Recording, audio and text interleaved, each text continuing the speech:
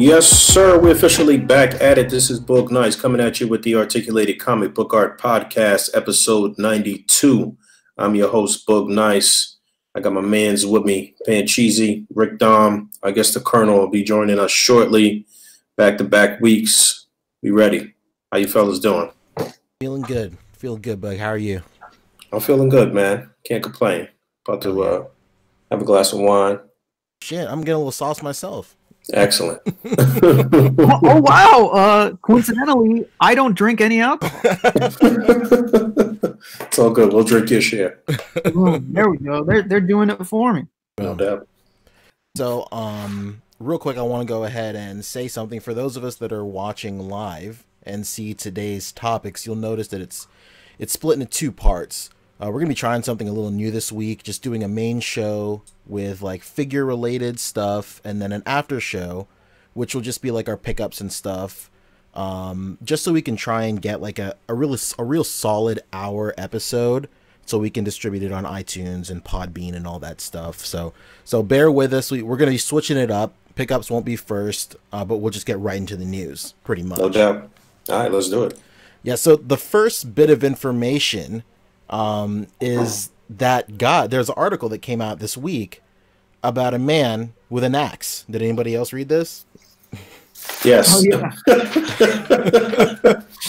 So let me go ahead and pull up the article so I can get some real quotes. A man with an axe. Yeah. With an axe to grind. Yeah, exactly. So the basic consensus of this article is, for those of you who hadn't seen it or read it, is there is this guy, and he basically here we go. I'm pulling up the article right now. About to get a real nitty gritty. Wisconsin man chops up belongings with axe after he thought his wife damaged his action figures, police say. So this is in Wisconsin. So basically, this a Wisconsin man used an axe to destroy many of his expensive personal items after he thought his wife damaged his action figures, and then called 911 on himself. Which is so knee-jerk reaction. What's the Hey, my bad. I tried to chop up my wife's shit because I thought she touched my shit, but we're good. Yeah, we saw Wisconsin and we thought it was a buddy of ours. All right. Like, Ty-Star, what are you doing, man? Basically, yeah, man, it's crazy. What do you think? What do you think the collection is? It sure as hell ain't Marvel Legends, because gotta be Hot Toys, man. Yeah, for sure. That's what I thought at first as well. Knee jerk reaction was like, this is the Hot Toys collection, 100%. No question. Yeah, no offensive. If this was like Funko Pops, this guy needs an intervention. Yeah. Related but unrelated, I guess, but related. Did you guys see that those quotes from Bill Maher? I did. You know what? We can talk about that right now, actually, if you want to. I was gonna save it for the after show, but it's a great segue into that. What a sick fuck.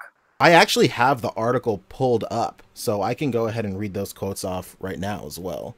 No doubt. Let's hear it. So for those of you unaware, Bill Maher, he has had some beef with Kevin Hart in the past, as well as Smith. Oh yeah, my bad. He probably has beef with Kevin Hart too. Let's not mince words. Say it with your chest. But yeah, he's had some beef with Kevin Smith and the whole comic book community as a whole. He said some real out of pocket shit when Stan Lee passed away, and then because of that, Kevin Hart was all like, "Damn it, Kevin Smith." Kevin Smith was all like, "Yeah, man, it's pretty messed up." And then he started attacking Kevin Smith. And the quote that we're talking about is Bill Maher went on to say, "I'm sorry, but if you're an adult playing with superhero dolls, I'm sorry. I mean collectible action figures. Why not go all the way and drive to work on a big wheel?" Mayer said while showing pictures of various social media posts. Grown-ups these days cling so desperately to their childhood that when they do attempt to act their age, they have a special word for that now, adulting. So, I don't know why would he pick this fight? It's not political. What is it? It's Shit super has nothing interesting. to do with anything. Yeah, like, and that harkens back to, you know, the age old discussion of people in like our hobby. Yo, we're at the end of the day, we're adults playing with toys, pretty No much. doubt. No doubt. But there's a balance to be had here, 100%, for sure. Like his like I don't know, his fetishized version of of the collecting community in his head is like the worst possible version. Yeah, no doubt. No doubt. But there's like the I don't have any hard numbers, of course.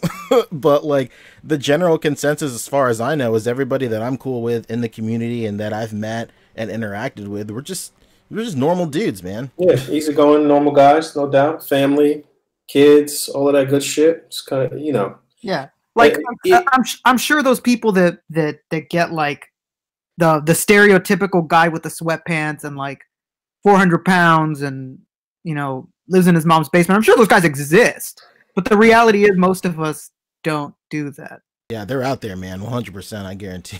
it's funny. It's funny to see like subdivisions of like collectors and shit like that. Like we even get a little embarrassed by that stereotypical sort of collector and nerd. Like, you know what I'm saying? Like, Yeah. so it's weird, but I don't feel like we talk down on them though necessarily. You know what I'm saying? But it can be a little cringy sometimes to see that kind of stereotypical collector that's just like, damn, kind of giving us a bad name.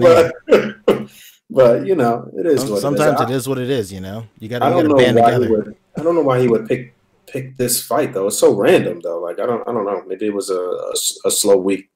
I think it's because like he was beefing with Kevin, and then he in that same article he was like, Kevin, man, you got to stop wearing the fucking hockey jerseys and stuff. You got to stop dressing like a kid. And then like from that it spawned into like, hey man, you got to stop just playing with toys too. While you're at it, stop playing with toys, Kevin. Like, he's like, by the way, everybody plays with toys. This dude has some repressed feelings, no doubt. Maybe. Truly. He's a weird dude, man. You know, he likes to date a lot of black chicks and shit. You know, he's I don't know, man. He's a weird motherfucker. That's actually why he felt so comfortable making that nigga joke a couple months back or like last year sometime. I don't know if you guys remember that, but he had like made a joke that was it wasn't funny because it wasn't funny, but if it was funny, I would have gave him credit. It just wasn't funny. But damn. I just felt like he's comfortable, you know, a little too comfortable because he's been fucking a lot of black chicks. That's really what it is. But a little too familiar. Something Rick and I were discussing last night as well. So he's a little too familiar. He's like, man, I've been dicking him down for decades. Right. I got this. I could say it. I could say the N word.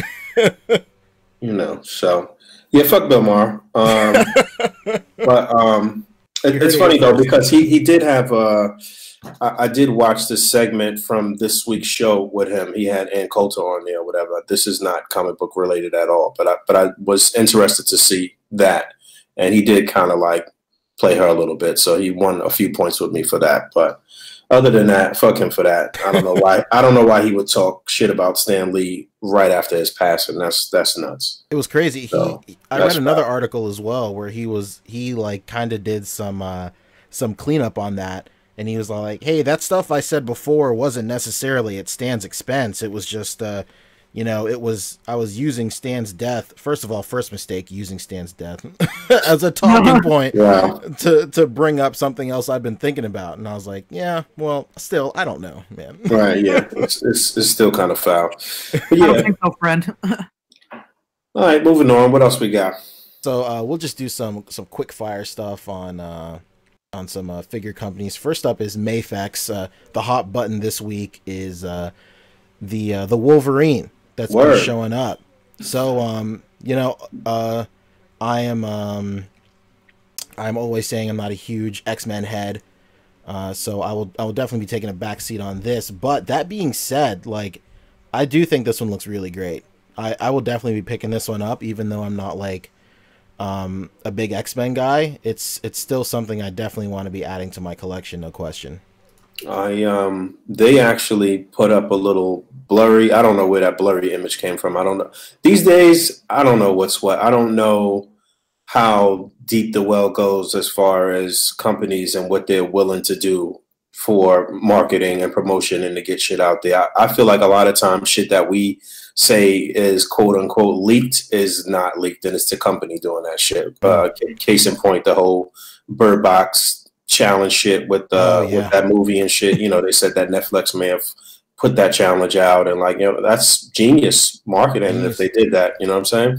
So I think that Mayfex may have leaked that blurry image, but once they leaked the blurry image within 24 or 48 hours, they had the pre-order was up in Japan, and then within another 24 hours or so, it was up domestically. So that post of the like official images of Wolverine was like crazy this week on the A.C.B.A. Instagram. I think that shit is like almost at like 5,000 likes. It was mad engagement on that post, a lot of comments and shit like that. But well deserved.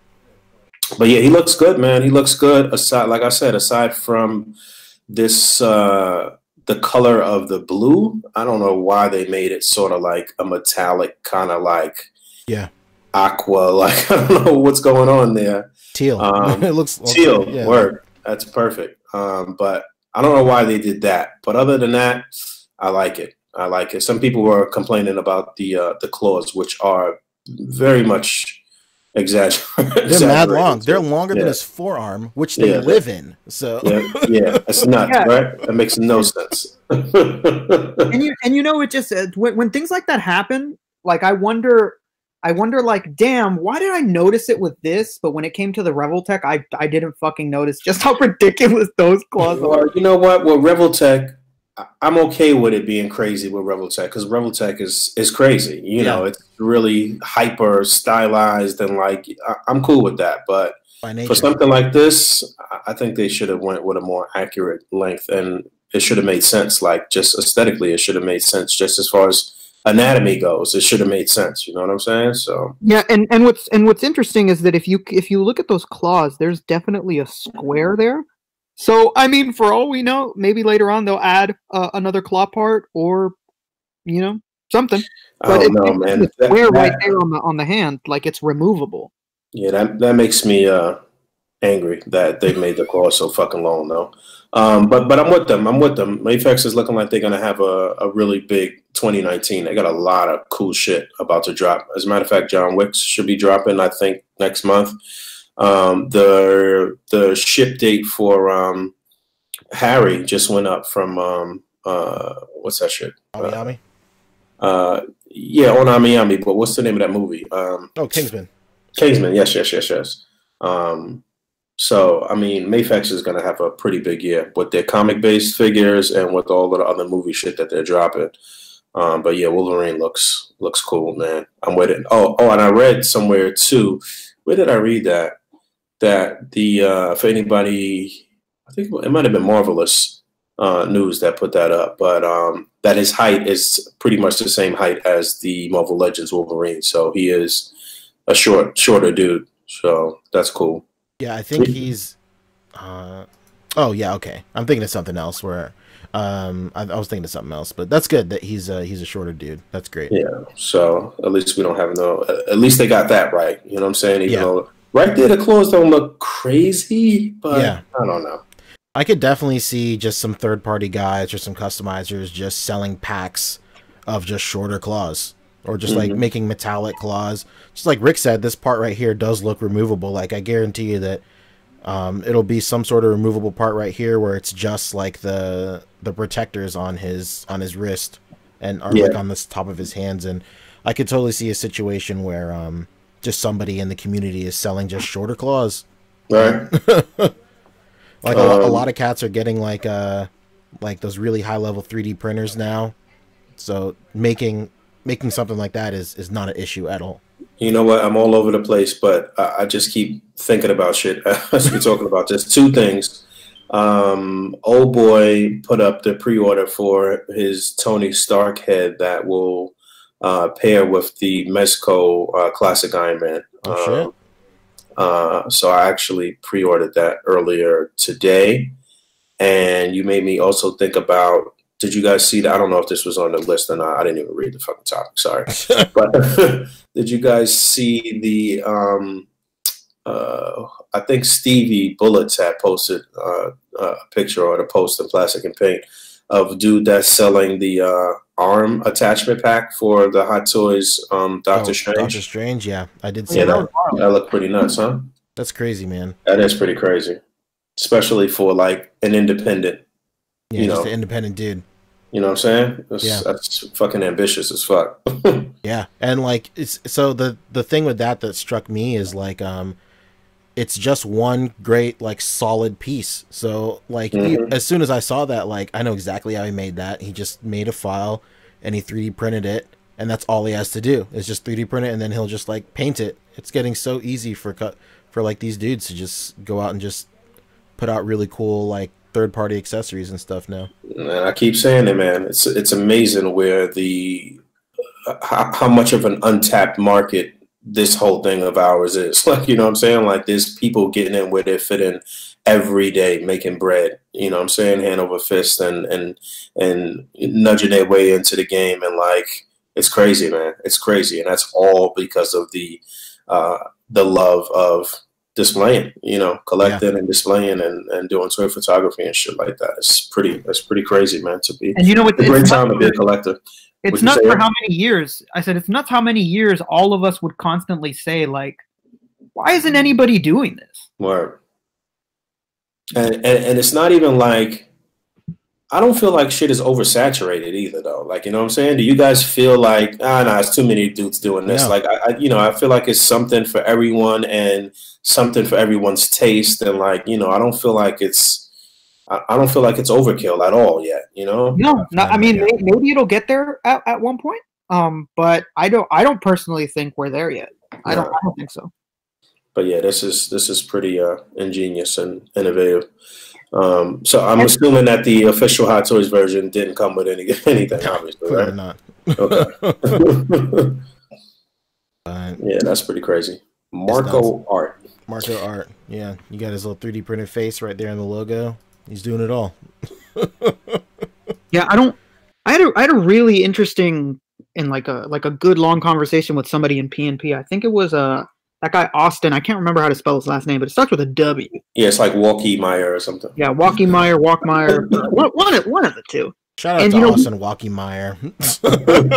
However it may be pronounced, please correct us in the comments down below or anywhere else. You know how sometimes you just see a name and you know that it's like kind of difficult to pronounce, and you just make up your own pronunciation in your head every time you see it, and you just say it how you want to say it and shit, even though you know it's wrong. It's that Walkie guy. Right. And I had a really interesting conversation. He brought up, you know, how he wanted SHF to do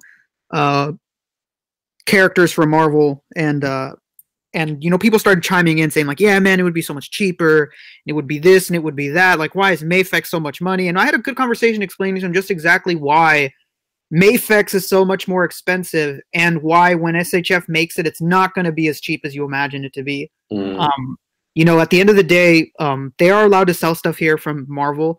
They're just going to jack up the price. So if you think that going on BBTS and buying this Wolverine is super expensive, well, boy, get ready, because the SHF would have to be at least $100.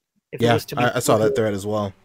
Yeah, and he started asking, you know, why the price was so high, and I basically told him, you know, for all like intents and purposes, Bondi is like the biggest company in the world. They have the longest reach of any other toy company, and they have so many licenses. And to produce stuff and to get those licenses doesn't cost them what it's going to cost Mafex or Medicom. And Medicom is such a super small company. I mean, they're even smaller than the people that make Figma, which is Max Factory, Good Smile. So, you know, stuff just costs them much more to make, and there's just no way around it. I mean, don't get me wrong. If SHF did them, they would probably be better, because I don't know, why would I doubt SHF, you know? But it wouldn't really solve all the problems that everybody thinks it would solve. They would still be like pretty damn close to the price that these guys are offering, and if you bought it in the States, it would be definitely more than what Mafex is charging. And please don't buy this Wolverine unless you don't mind on these American sites. They're going to be $100. That is not the retail everywhere else. Don't make that assumption. It is cheaper in Japan. Yeah, you just got to go directly to the source. You got to know how to play the game, and I'm not gonna teach you everything. Right. That's it. Yeah, 100%. So that's basically it for Mayfex, I think. In other news, like you said, the Harry from Kingsman is shipping. I got mine coming. I'm pretty stoked on it. I had we'll save it for pickups, whatever. But the Harry is shipping, and John Wick ships next month too, which is pretty exciting. Yeah, I'm excited for John Wick because I'm under the impression that the Mayfex John Wick is gonna end up shitting on the Mezco John Wick. So yeah, I think that's pretty safe to assume, honestly. Did we ever get an update on Miles' ship date? No, nothing yet. But Wonderfest is like right around the corner. I'm pretty sure they're saving all their. That's right. Wonderfest is like right next to Toy Fair normally, right after, right? Yeah, I think it's like the weekend right after. Yeah, because, Toy Fair takes place in the middle of the week, so I think OneFest is like the weekend of that same week. So yeah, we're about to have a pretty eventful February, shortest month, Black History Month, and mad toy announcements. Exactly. It's happening. So next up is NECA. Unfortunately, since our resident NECA head isn't here, our Target ambassador is not here. The Target ambassador himself. Yeah. I don't really know what much to talk about. There is. Wait, did we talk about the John Connor? Yeah, we talked about that week before last, right? Mm-hmm. We sure did. I think the topic that we were interested in bringing up is that ultimate Lori from the recent 2019 or 2018 Halloween movie. Oh yeah, that's right. I saw that. That's tight. I got that right here, actually. The Queen, man. Well, how great is that? Huh? Looking good. All right, so I got it right here. What's the consensus here? Are you guys gonna pick this up? Are you guys like big Halloween heads, or what's going on? I didn't even see the movie, so Jamie Lee Curtis is a fucking treasure. She was like because of True Lies, she was like one of my childhood crushes. So yeah, True Lies. Let's not mince words. Yeah. yeah, she definitely she looked really good at True Lies. I won't. Yeah, that is my queen. So I'm 100%. I'm 100% copping this. I'm copping multiples. I'm shaving her fucking head and I'm making her True Lies Jamie. Damn. No, I'm not really gonna do that. I'm not that skilled. But if I was skilled enough to do it, I would. I forgot who I was talking to, but this is the movie where she like did some Home Alone shit, right? She set up all the traps. Basically. Yeah, where her husband Arnold Schwarzenegger is a secret spy, and she like starts to get involved in the world of it. And I'm talking about Halloween. Oh, Halloween, Rick. Oh, Halloween. Yeah. That's where she does the Kevin McAllister and kind of fails at it. Okay, yeah. Also, I gotta check it out.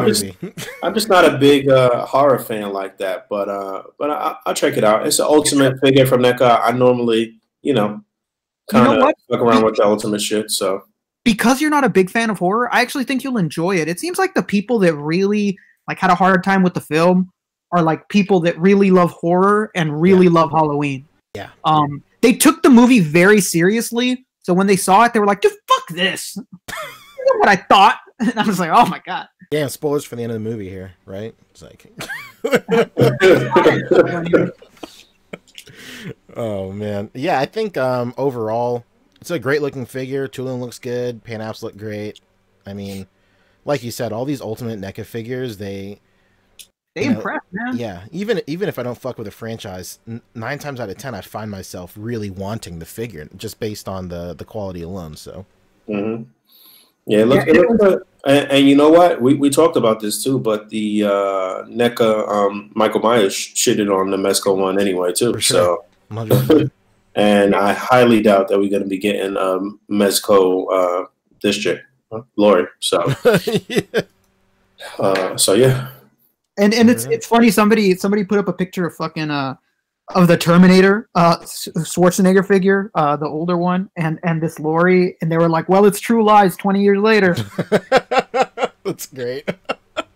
Like, man, you know what? You know, it is. Yeah, I want Pretty that much. display now. I want this display. I'm gonna buy old Arnold. The only other NECA news I could really think of is those SKUs started popping up at Target where it's the 2-pack of Ninja Turtles. Did we talk about that last week though? I can't remember. I don't think so. Yeah, Yeah, so yeah, we did. Fabio brought it up really Oh, you quickly. did? Okay. Okay. No, that's not a long topic. We could just bring it up very quickly. yeah, so I mean that's it. Target, Here we go. Yeah. there's like mysterious SKUs for 2 packs of Ninja Turtles at $50 each. That could be the distributing rights of maybe the cartoon Turtles, which a lot of people are speculating, which that could very well be the deal, just because it might be a situation where GameStop gets the movie Turtles, Target gets the cartoon Turtles, and then another retailer gets like the Shredders and the Foot Soldiers and stuff like that. So that'll be pretty exciting, especially considering this time last year, you know, buying NECA Turtles in a retail space was next to impossible. We weren't even thinking about anything like that. Yeah. So it's really cool to see them making moves like that for sure. So that's basically it for NECA. Fabio, I know you're out there watching. Sorry. He's in the car. He's in the car listening to this, like that time Dwight was listening in with Michael stealing his stuff. No, that is not what you did. No. That's basically it. So next up, I have Storm Collectibles, just based on 2 things that happened this week. They put out a teaser image for their Johnny Storm. Boom, right here. I don't know if you guys can see it. So this is the first Mortal Kombat Johnny Storm, huh? It's looking like it, yeah, 100%. Don't you mean Johnny Cage? Johnny Cage. God Johnny. Whoa, damn. shit. We both saying Johnny Storm too. I'm following you. Yeah. I was gonna say Johnny Storm is a freestyle rapper. No, actually, he's in the Fantastic he's Four. he's also a team of Marvel's first family. Yeah. But yeah, I'm all sorts of fucked up tonight, but but it's cool. Like the likeness, it's getting there. I think that I like the model better than the actor. Honestly, take your liberties with this one, please. Word. But The actor looks a little, I don't know. The model looks more tough. yeah, for sure. You know, You gotta stylize these things 100%. We need those sunglasses, man. For sure. word. Did he wear sunglasses in the first one though? I don't think so. Oh my god. Yeah, he put them on, took them on and off, right? That was like his end scene thing, wasn't it? Oh yeah, maybe. Okay, like, yeah. All right. Put on the sunglasses. There we go. We'll figure it out. I remember famously. My dad was having like a housewarming party where he invited all his friends over from work. I'm like just some shitty like 8-year-old, 9-year-old kid, and like there was I was playing like my Super Nintendo. I was playing Mortal Kombat 1, and then one of his friends was all like, "Hey, what you playing there?" And I was like, "Mortal Kombat." He's like, "You any good?" And I was like, "Yeah, man, I could beat this game in 10 minutes." And he's like, "Yeah, show me." And he stood there. He fucking watched me torturing me, and I was like, "Yo, man, I can't perform under all this pressure." He's like, "Oh, you said you could beat it in 10 minutes, man. I don't know what's going on." He says, "Show me." Yeah. Hilarious. Prove it to me, you Yeah. son of a bitch. Basically, Son of a bitch. Yeah, I vividly remember just like sitting Indian style, like on the floor, and this man towering over me, just going, "Yeah, kid, show me," folding his arms with his beer in his hand, like, "Yeah, show me." That is hilarious. But yeah, this looks good. It's really nice to see that they're fleshing out their Mortal Kombat roster with everybody loves ninjas, but some non-ninjas would be incredible. And this upper body buck will just basically, this will be their Liu Kang buck and everything like that. Other shirtless males, so that's a good buck to have under their belt too. No doubt. Oh, yeah, no that's doubt. gonna pump out a lot of figures with that like plain shirt. Like you're gonna get Kanos and Jacks from that body right there. Very true. Looking good. And then the next thing from Storm is they teased out this this Bane. This is Bane from Injustice right here. Little taste. So not really much we can attain from this image, but here it is. So as far as Injustice goes, What have they teased so far? Darkseid, Lobo. Lobo, and somebody else, right? I think that might be it. That might be it. Yeah, I think that's actually it. Yeah, Darkseid and Lobo. I don't understand why they're doing these characters. These are the kind of characters, I mean, no offense to anybody that mains these guys or really loves this game or those characters, but these are the exact kind of characters you don't release first because people won't buy them. Yeah. They're going to be really expensive. They're going to be really big. Like, I don't understand why they didn't throw in a Superman or a Wonder Woman. Well, they've been having pretty good success with bigger figures so far. Look at Zangief and like all of these other big motherfuckers they put out. So that's true, but they didn't release Zangief before they released Ryu and Ken. That's true. I can see both sides of the argument for sure. It's interesting you bring that up, Rick, because you would think that they would like have like they would release a hero figure, literally and figuratively, like just with SH Figure Arts, they release a Goku first, and then the Goku will want you to get into the rest of the line. Same way with this. Why wouldn't they release like a Superman or Batman, and then you get some villains and stuff? I mean, yeah. Considering that, we still waiting around for a fucking great Superman and Batman from any like 112 line. Yeah, or even a Wonder Woman, a Flash. Like, where are these guys at, man? Like, when I saw the Darkseid, I was like, okay, cool, they're making a villain first. And then when I saw Lobo, I was like, okay, well, they're making two villains first. And now we're seeing Bane, and I'm like, well, okay, hold on just a second. Who's picking this? Wait just a second. Yeah, especially because I'm sure you remember Poncho, but people really don't like this Bane. Like the look of it, people really don't like it. Let's pull up a picture real quick of this Bane. Pull up a pic of this guy. He looks like very realistic looking. I remember people complaining that he looked weird. Is Bane is in oh yeah, here he is in Injustice 2 right here. I'm seeing. Yeah. It. Hold on one second. This guy.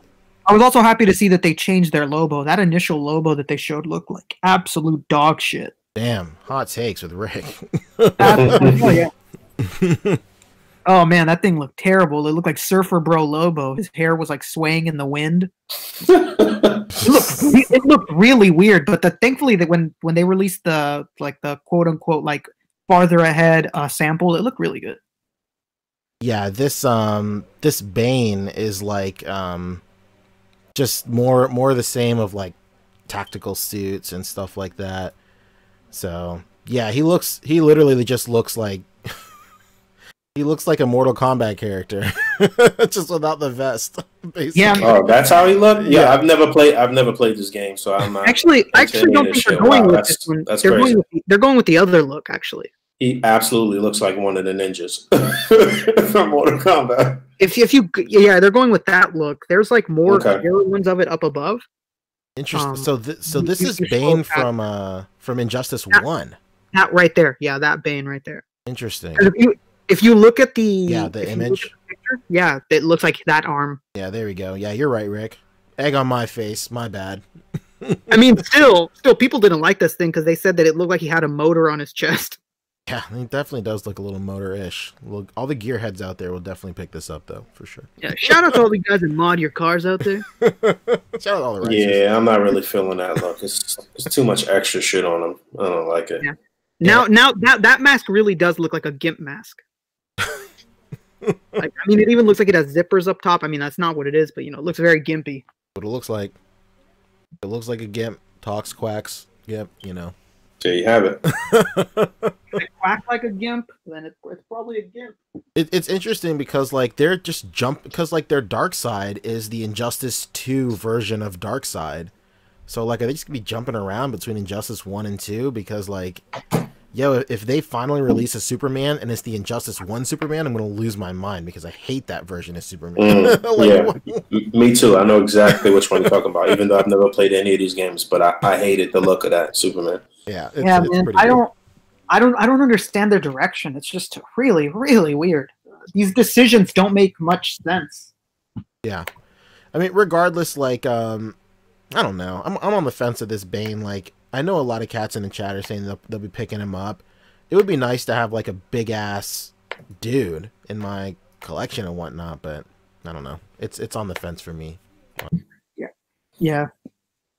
Next up, real quick, is just one thing on the docket for DC, and that's our boys over at DC Essentials, Orangutan Arm, DC Essential Ass Living Figures, basically. And Red Hood entered the fray. Basically, that was this week, right? Where Red Hood was revealed. Yes, Okay. just a few days ago. Yeah. Look at those yoga pants. It's crazy. That's great. It's wild, man. We were talking about this on the Discord, and I kind of went off on a tangent, and I was like, what is realistically stopping them from making a good figure? Like, like how can they just not look at the rest of the industry and just go, let's do that? Whoever's behind this shit, their heart is just not in it. That's It's really like, what it is. You can go on Google right now and you can look up all the Red Hood figures ever made. It's like they all went out of their way to not make it what people want. Yeah, they fucked it up. Every single fucking one is a mess. It's the Joker sabotaging it, Rick. It's like, yeah, gotta be, man. Somebody's playing a joke. It's crazy. Like, somebody in the Discord, Fuzz, shout out to Fuzz on Discord. He was all like, why can't I put his arms down? Like, why can't I put his arms down on anybody in this line? Why can't I put their arms down? He's like, can't put their arms down. Instant pass. Fuck it. I'm not buying this. Yeah. That's one of my major fucking pet peeves with action figures, man. If you can't put the arms to the side, can't fuck with it, man. Yeah, it's super crazy. weird.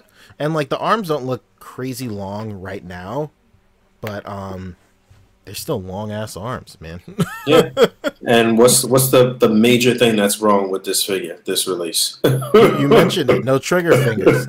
So they give you a fucking couple of guns, or they show some guns, but it doesn't look like he's gonna come with any interchangeable hands to fucking hold the guns. That would be a travesty, man. I hope that I'm jumping the gun.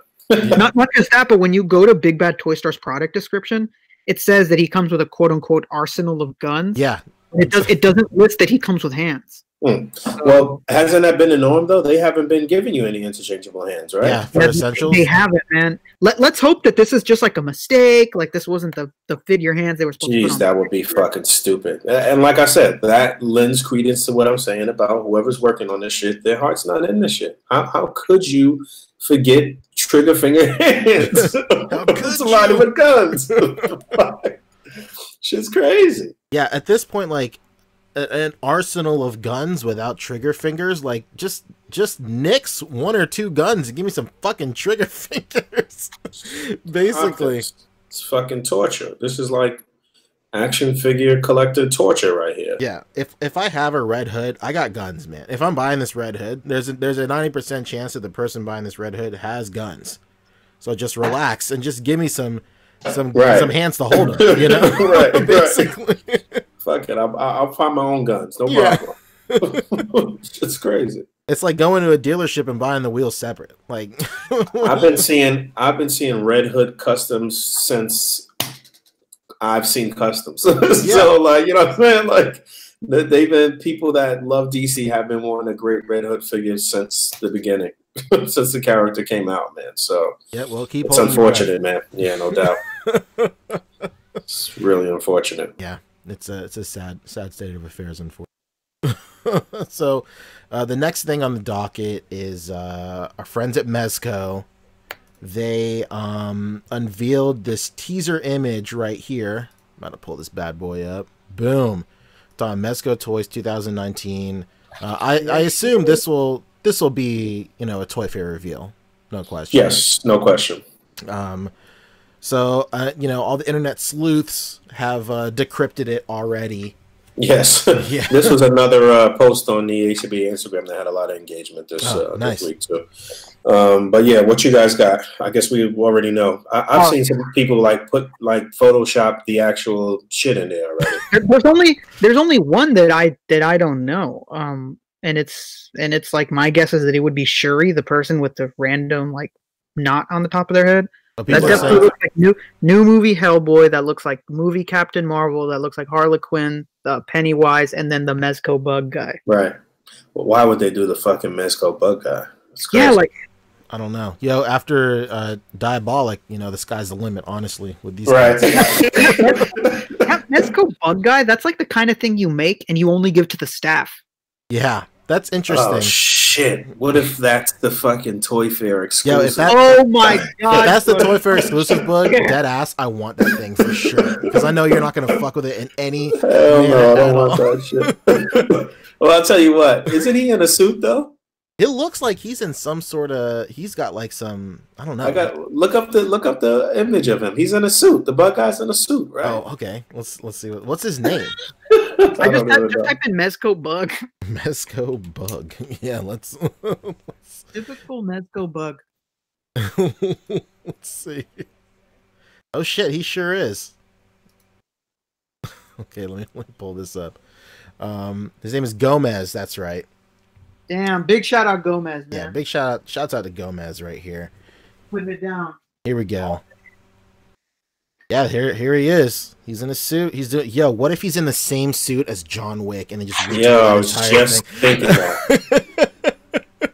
No. Pretty sneaky, sis. That's what it's gonna be. Wow, Man. that's what it's gonna be, bro. This is John Wick. There's your John Wick, people. Hey man, to their credit, if this really is the Toy Fair exclusive, this is a smart Toy Fair exclusive. Yeah, it's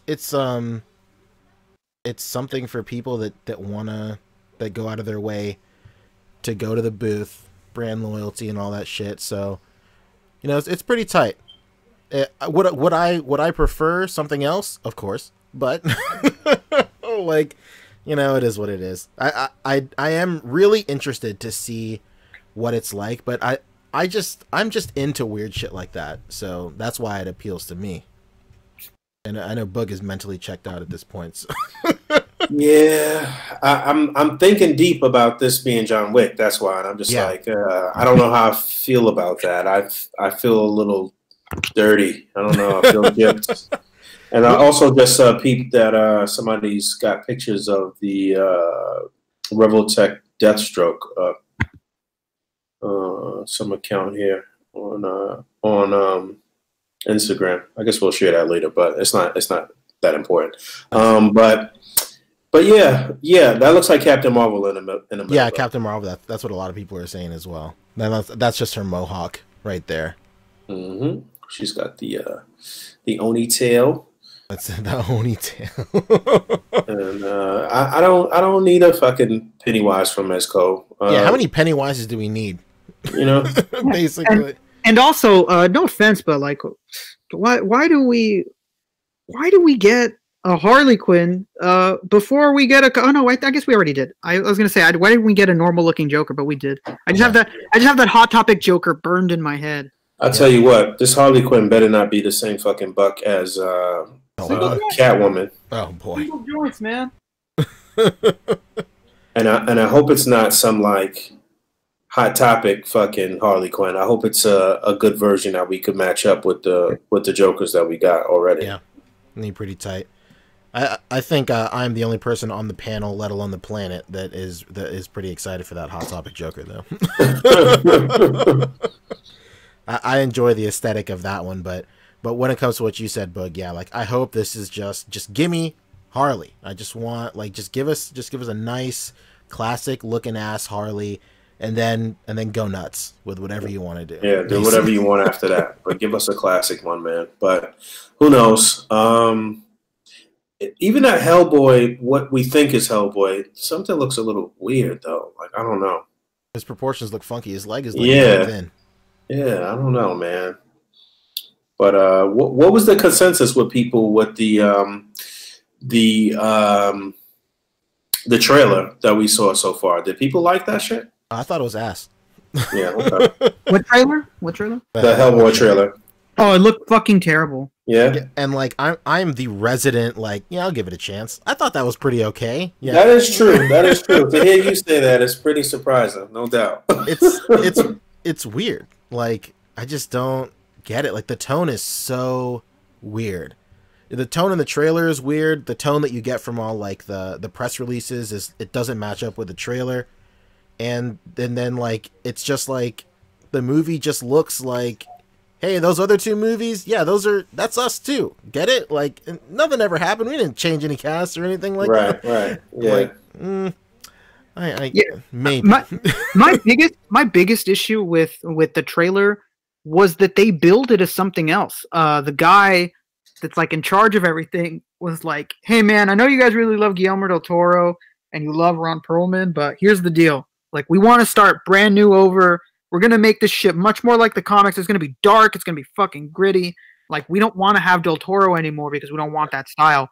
And I was like, okay, sick. And then I watched this trailer and I was like, no, you just didn't want to pay both of those guys what they're asking to do another Hellboy. Were probably Look exactly the same, but even worse. And I mean, look, they've all gone on to do much bigger things and make mad more bread and shit like that. So they were probably demanding a decent amount of bread. So you're like, hey man, I know I said that I would give you Dr. Pepper, and I said I'm not gonna do Dr. Pepper no more. I want to do something different, but here's Diet Dr. Pibb. Dr. Thunder. Dr. Thunder. Dr. Bob. Everybody on the East Coast Doctor. knows what I'm talking about. Dr. Bob. Shout out to my Dr. Bob boys in the chat. But yeah, man, the trailer. I saw the trailer, and the first thing that like stuck out to me on that trailer was like, this is just a Suicide Squad movie at this point. It just the whole thing just feels like Suicide Squad. It had that kind of vibe, huh? Right. Yeah, and I'm like, fuck, dude. And as much as I give movies a chance, I'm the guy on the board that, like Batman versus Superman, fuck Suicide Squad. Just straight fuck that movie. So yeah, not on board for this one. But I'm interested to see what these end up looking like. I mean, the Captain Marvel, like I think it's pretty safe to assume that she'll just look like regular ass Captain Marvel. And then that Pennywise will just look like regular Pennywise. What were you saying the second person next to Hellboy is? Who are people saying that is? The girl with the hair right here. Oh, you know what? I've heard people speculate that that's a comic-based Wonder Woman. Okay, yeah, but because of the boots and stuff. Mm-hmm. Yeah. So, I guess the only like wild cards here is like the Hellboy, unless it's just straight up just the movie Hellboy. So I don't want no female figures from Mezco unless they do that shit right. It's worse than fucking Marvel Legends with the female figures, man. It's rough. Crazy. I can't think of a single. I don't think I own a single Mezco female. Honestly, I sure don't. I got the Catwoman and I was like really disappointed overall. Yeah. I mean, she photographs nicely, but man, there's too many problems, man. Yeah, that's like the main thing. Like, I just kept on hearing about all the pegs breaking, and I'm like, man, maybe not. And I've had no breakage, but I know that it's absolutely possible. And you know, like, so I just, you know, I don't want to. I've been holding on to her and just keeping her in the package until I get a Batman that I'm comfortable photographing her with, so I don't break her beforehand, because I feel like I'm absolutely going to break the figure at some point. So yeah, I'm just, you know, it is what it is. I'm holding out. But yeah, so we'll find out what's up with Mezco in approximately 2 weeks. Yeah, 2 weeks. Approximately 2 weaks. I got my press registration from Toy Fair. I'm good to go, and I also RSVP'd for Mezco's press event. Haven't heard anything from Hasbro just yet. I'm hoping this week they'll be alerting us to what's going on as far as Hasbro goes.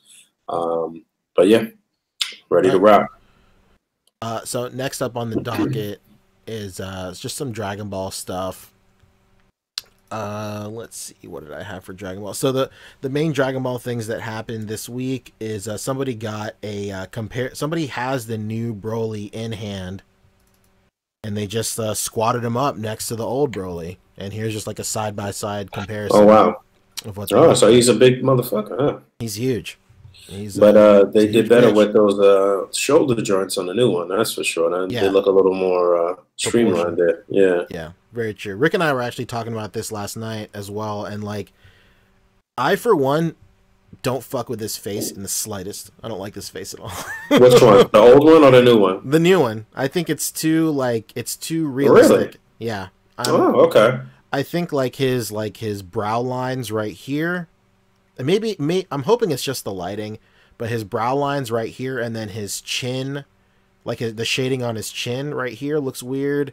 And then I know this is a scar, but it looks like a laugh line and it looks like really pronounced. So it looks like he just has like just really pronounced facial features, like somebody like when you're choosing the filters on your Instagram and you just crank that one all the way up and it just HDRs your entire photo. That's kind of what it looks like here.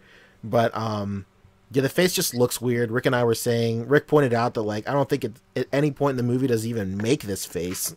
I was just about to ask you that too, because you never you smiles. saw the whole shit already, right? Yeah. Yeah. He's not the sadistic Broly in that movie. Exactly. Yeah. Like he has key points where he like loses it for a second, but this is like this look on his face is like old movie 8 Broly where he's like, I'm the devil, and but he just never gets to that point in this movie. But I mean, that being said, it's a tight figure. I'm going to be picking it up and I'll like it. It's just like, man, I just really wish they would have done a little bit more with this face. Just kind of tone it down. Honestly. When's the official US release of the movie? It's gone. Wait, it came and went already? Yeah. Really? Oh yeah. shit! It was last week, I think. Oh, okay, all right. So wait, you saying it's gone? It's out of the theaters? It was only like a week showing? Yeah, it's just a week. Like they do. Yeah, I had no clue it was like that. Okay. Yeah, it's a Fathom event, I think. But yeah, it's a Fathom event. Yeah, so like those have really short run times in US theaters, which sucks because I think maybe it's still playing like very, very small like number of theaters in Japan are still playing it. And then my sister-in-law is stationed in England right now, and they just saw it tonight, so it's still playing in England right now. So, okay. But all right. But it looks pretty tight. Like I said, I think it looks great. I'll be picking it up for sure. Just wish a little bit more. So homeboy didn't have the Goku then, huh? He only had Broly. Yeah, just Broly. He had it posted up like just on his shelf too, but I didn't grab that picture. But it was just so funny just seeing like the side, like, okay, here's like the obvious size comparison with him and Broly, and then this guy just puts him in his fucking display. And I was like, okay, and it's not even a nice one, like not a nice glass display or anything like that. It's just like some wooden shelves, and he just has them in the back. And I was like, all right, sure, whatever. Pretty funny. And then the next thing is the Mr. Satan is shipping right now in Japan. which is pretty sick. And early impressions is people are saying that this is it. This is like this is one of their best. Such a great release, just in terms of from articulation to faceplates to accessories and hands. Like it's got it all. Yeah, he's got the dog in there. That's dope. Everything, man. And the dog is the right color this time, because like every other version of the dog that came out, he was like really oversaturated and mad brown. Saturated, yeah. But yeah, man. I love when lines dig into their B and C characters and shit like that, man. Yeah, for sure. There's a Japanese toy photographer. He got this shot right here. Super great. Oh, nice. So like the range of movement is there. Like you can really see the I think like the way that they sculpted his double jointed elbows look really good. Yeah. It's like just it reminds me of something else. Damn, what does that little cut remind me of? And how they did that? What figure is that? I don't know. It'll come to me. The world may never know, but yeah, this looks really great. I didn't pre-order him anywhere.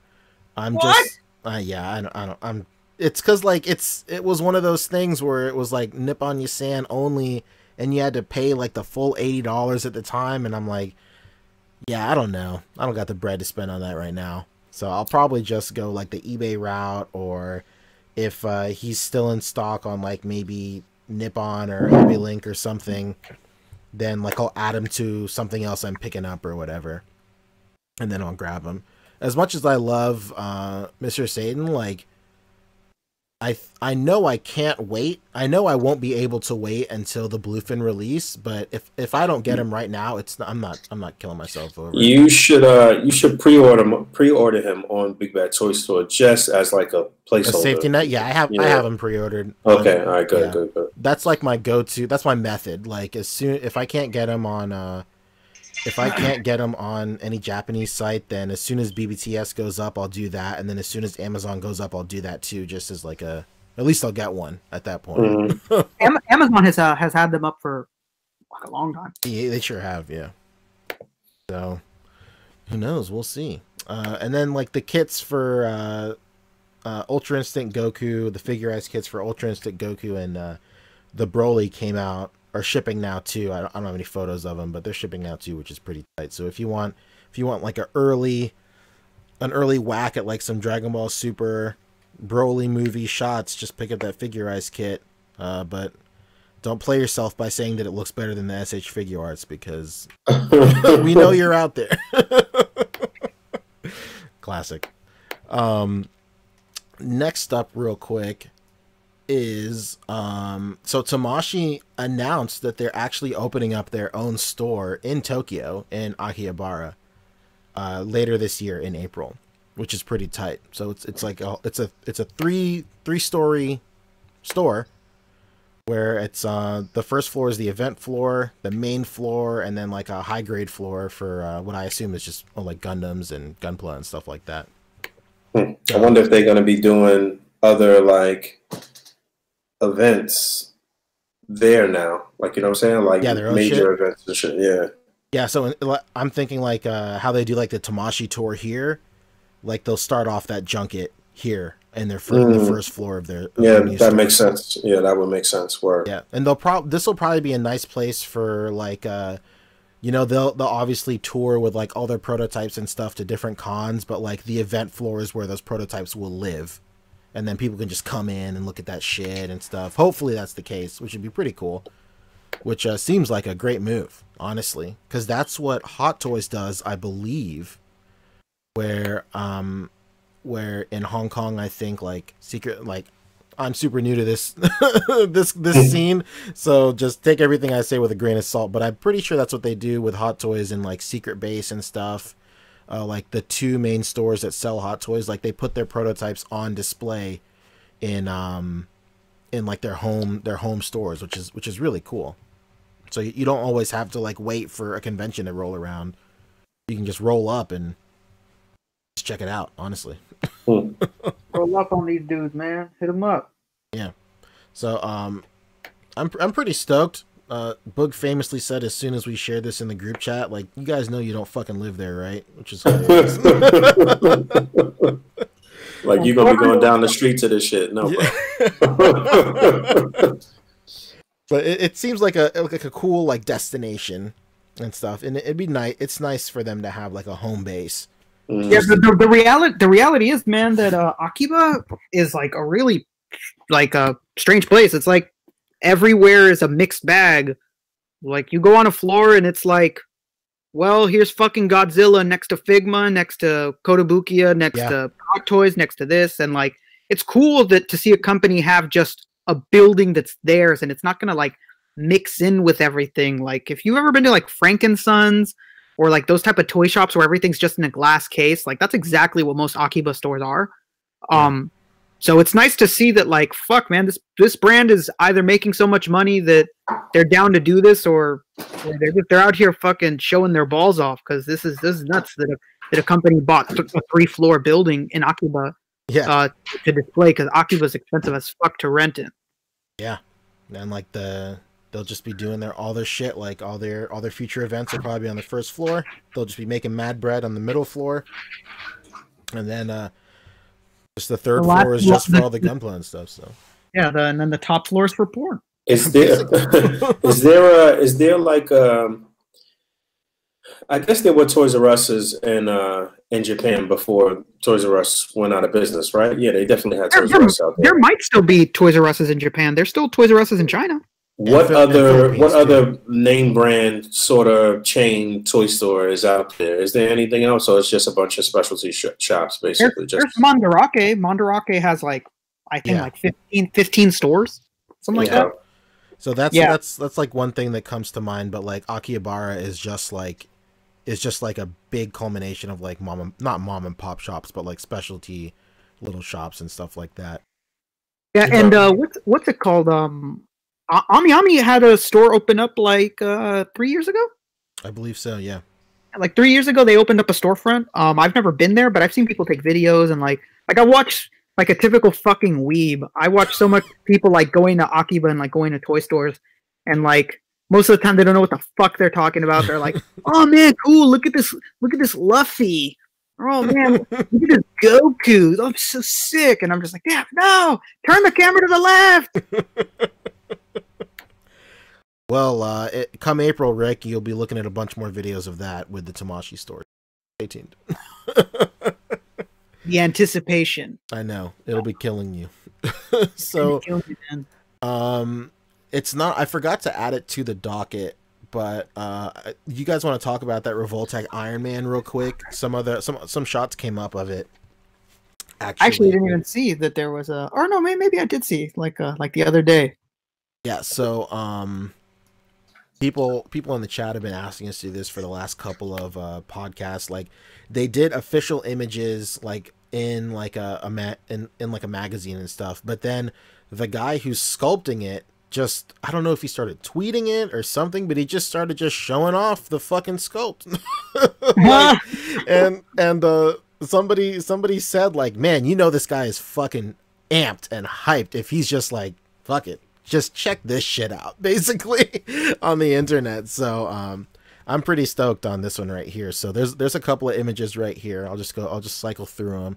So there's this guy right here, pretty standard pose, and then you got like his repulsor right here, and then like you got like this Halo 2 Covenant sword right here, and then you got him squared up next to Captain America right here. Looks a little stocky in this one right here. But then you got like this one right here, like this knee blast and some extra armor on his knee and stuff. And then last but not least, you got like the rocket and stuff, which we had only seen on like his back at this point. But it's tight that you can like attach it to like his wrist or just other stuff like that. So, knee-jerk reactions to these images. I was never actually going to buy this Iron Man to begin with. So I think it's all right. I think it looks cool. Rick, explain yourself, Rick. Why aren't you buying this Iron? I don't know. I don't think I look at my SHF Iron Man and think like I need more than this. So that's why I'm not gonna buy it. I love the plastic used with SHF. I have no problem with the articulation. So I don't have the need to spend on another. This one does look cool though. Maybe if this one came before any of the SHF ones that I have, I would do it. That doesn't help either that I have a shitload of SHF ones. So I'm just like, man, I don't fucking need to do this again. I don't have that many. I have like 1, 2, 3, 4. I have like 4. Okay, you don't have that many. 4. Yeah, and then I have a Revoltech, like the suitcase suit. And then, like, the Mark 1 Revoltech. That's it. So, import-wise, I have, like, 4. And then I have the Iron Man 3 Sentinel 12th scale figure. So, I don't have a lot. So, based on your reaction, you probably have a fuckload. I think what you got is a lot. I got like 5 of them. Okay. Mine are all SHF ones except for one Revoltech one. I have the suitcase one as well. I got it, like, super cheap, like 5 years ago. So, yeah, I have 5 of them, and I don't need another one. If I was gonna buy another one, I would just probably go with Sentinel. Just because if I want another, it's gonna be damn well better than anything that I own at this point. Yeah, I'm not gonna buy another Iron Man or another Captain America if it's not gonna blow what I have out of the water. I see what you're saying. I can respect that for sure, 100%. Yeah, I guess that's really it for this. The last thing that we want to talk about in the main show is for all you real collectors out there. Hi Beast, we know about you. Yeah. Everybody's favorite figure line, us being like you know, sought after collectors of highly articulated figures, articulated pimps, as some would call. You know, we're all about fucking Funko Pops. So Funko Pop is they got a movie in the works. Warner Brothers is fucking with a Funko Pop movie. So here it is, basically. Yay! Did we talk about this last night, Rick? I can't remember. I don't think so. No, we didn't. Yeah, so here it is, man. I don't know. Rick, do you fuck with Funko Pops, yes or no? I have a handful of them. I used to have a lot more, and then I sold them because they go for so much money. I went to Comic-Con this one year with a friend of mine, or an old friend of mine who used to resell, and I was waiting in the Funko line for him, and I was like, "Hey, man, I'll wait in this Funko line for you, but I want Scott Pilgrim. Like, I'm taking that pack, and I'm not going to give it to you." And then he looked at the resale on it, and he was like, "Oh man, don't worry. That thing only resells for like $50, so I don't care." I was like, "Well, I don't want your approval. I'm going to take it out of the way." I'm not looking for an approval from the Midnight Society over here, man. I'm just trying to get this fucking Scott Pilgrim. I'm not afraid of the dark. I'm going to fucking take it. And and the retail for it was like 20-something bucks. It was a Sex Bombs box set. And so I took it. I took it. I had it in my room, and then somebody, maybe I was here on this podcast, and somebody in the comments was like, "Dude, is that a Sex Bombs box set?" He's like, "Damn, I can't believe you own that. That shit is crazy." And then I looked up the price, and it was like almost $300. It is. That's how it be sometimes, man. And I was like, "Well, fuck off, Scott Pilgrim. You're out of here." And I put that bitch up the next day on eBay, and it sold within an hour. Yeah, a similar story happened to me where I got a Golden Frieza from New York Comic Con, and I just never even bothered to fuck with the line in any capacity. And then I was selling all my Dragon Ball Pops, and then at first I put it up as a lot with the Frieza in there, and then my friend was all like, "Oh shit, is that a Frieza? I'll buy that off of you right now." And I was all like, "What? Like, do you need this?" He was like, "Yeah, man, you don't know that goes for like crazy money." And I'm all like, "Oh shit." And I'm like, "Okay." And he's like, well, and then I looked it up, and then I was like, "Oh, like crazy money as in $300 crazy money. That's nuts." And he's like, "Oh, is that how much it goes for now? Never mind. I can't afford that." So I took the whole listing down, and I sold it myself for an exorbitant amount of money. So, dude, could you imagine if you didn't catch it in time and somebody fucking bought that lot from you? Yeah, crazy. What a come up that would have been. Yeah, I'm not about giving people come ups, honestly. So I'm glad I took that down. Yeah, I mean, you got to be a pretty close friend for me to be like, "Yeah, I'll hook you up." Yeah, there you go. I'm not trying to give anybody come ups on fucking eBay. First of all, some rando on eBay. Oh, you know what? Now I remember who it was. It was fucking Jake. Jake, the man, Jake the myth. was on here on the podcast, and like we were making fun of Funkos, and he was like, and he asked the same question: "You have any Funkos?" And I was like, "Yeah, I have the Sex Bombs one." And then he was like, "Dude, you know how much that goes for?" And I think I was on the podcast. I took a picture of it and listed it while we were doing the fucking show. That's hilarious. I was like, "Man, fuck Scott Pilgrim movie. This shit is out of here. I'm not going to fucking give a $300 Funko Pop. Get the fuck out of here." Crazy.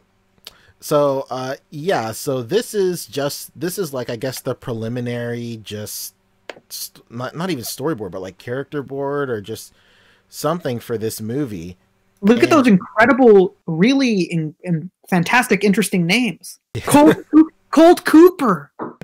Ollie Otter. So wait, this is going to be like animated, or what's going on? Exactly? It's like an animated movie, like the Lego movie, basically. Gotcha.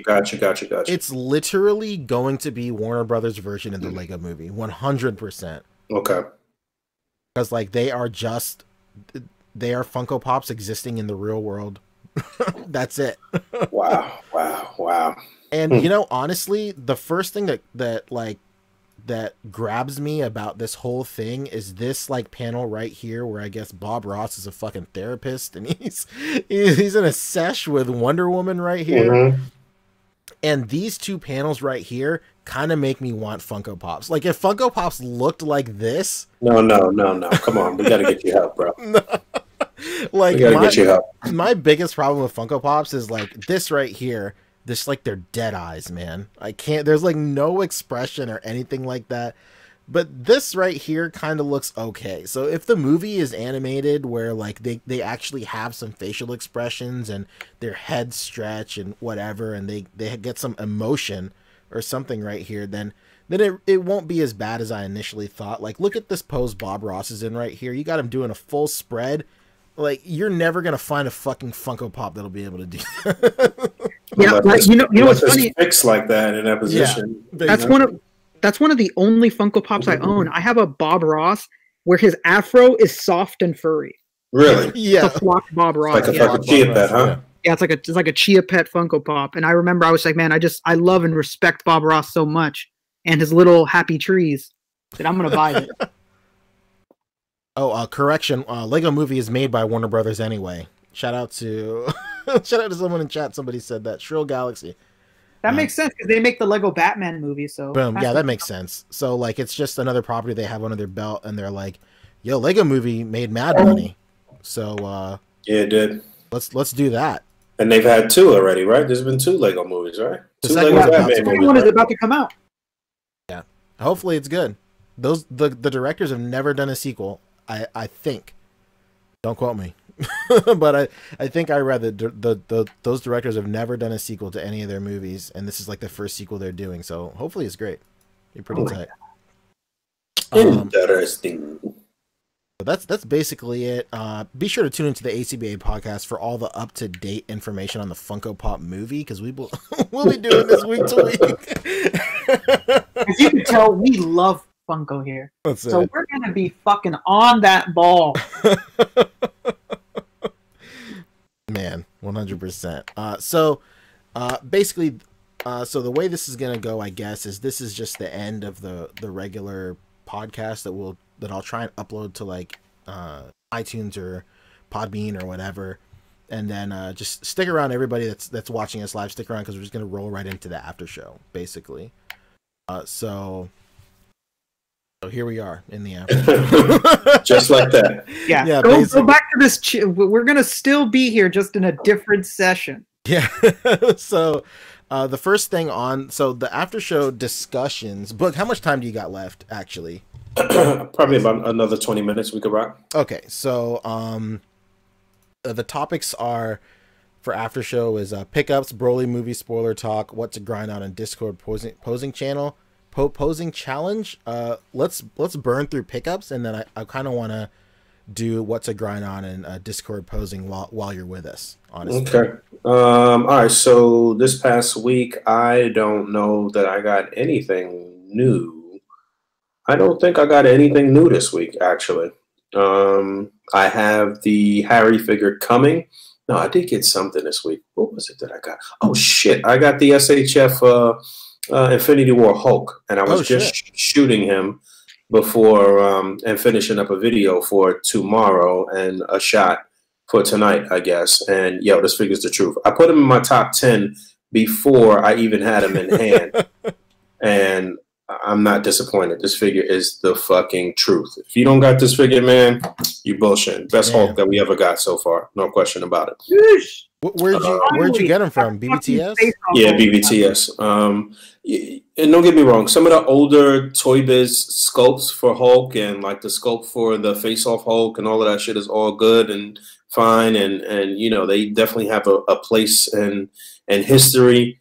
But yo, SHF knocked it out of the park with this guy. Only other thing that they could have done was added maybe like 2 other hands, flat palms or something. He could do like a clap or whatever. I don't know. But the figure's articulation and look and size is on point, man. That was the one thing that I got this week. So, and I'm really happy with this guy.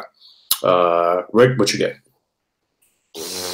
I got those Star Wars archive figures yesterday. Oh yeah, I saw those in Forbidden Planet this past week, but I didn't need them. I already got all the bounty hunters and shit. So I actually stood there for like 5 minutes looking at the Luke figure to see how much different it was than the first one we got, and if I should pick it up. And I debated whether or not I should pick it up. Oh, and I'm lying. That reminds me. I bought Vision and Hawkeye, I think, from the vintage wave. No, Finally, Vision and Ant-Man. Vision and Ant-Man. Did you open them? Nope, I left them at work. That's why I forgot. They still in my office, so that's why I forgot I bought them. But I definitely want to do that head swap on Ant-Man with shaving down the multiple man head and putting the old Ant-Man helmet on that head. I forgot who originated that, but I think Slings was the one that showed it.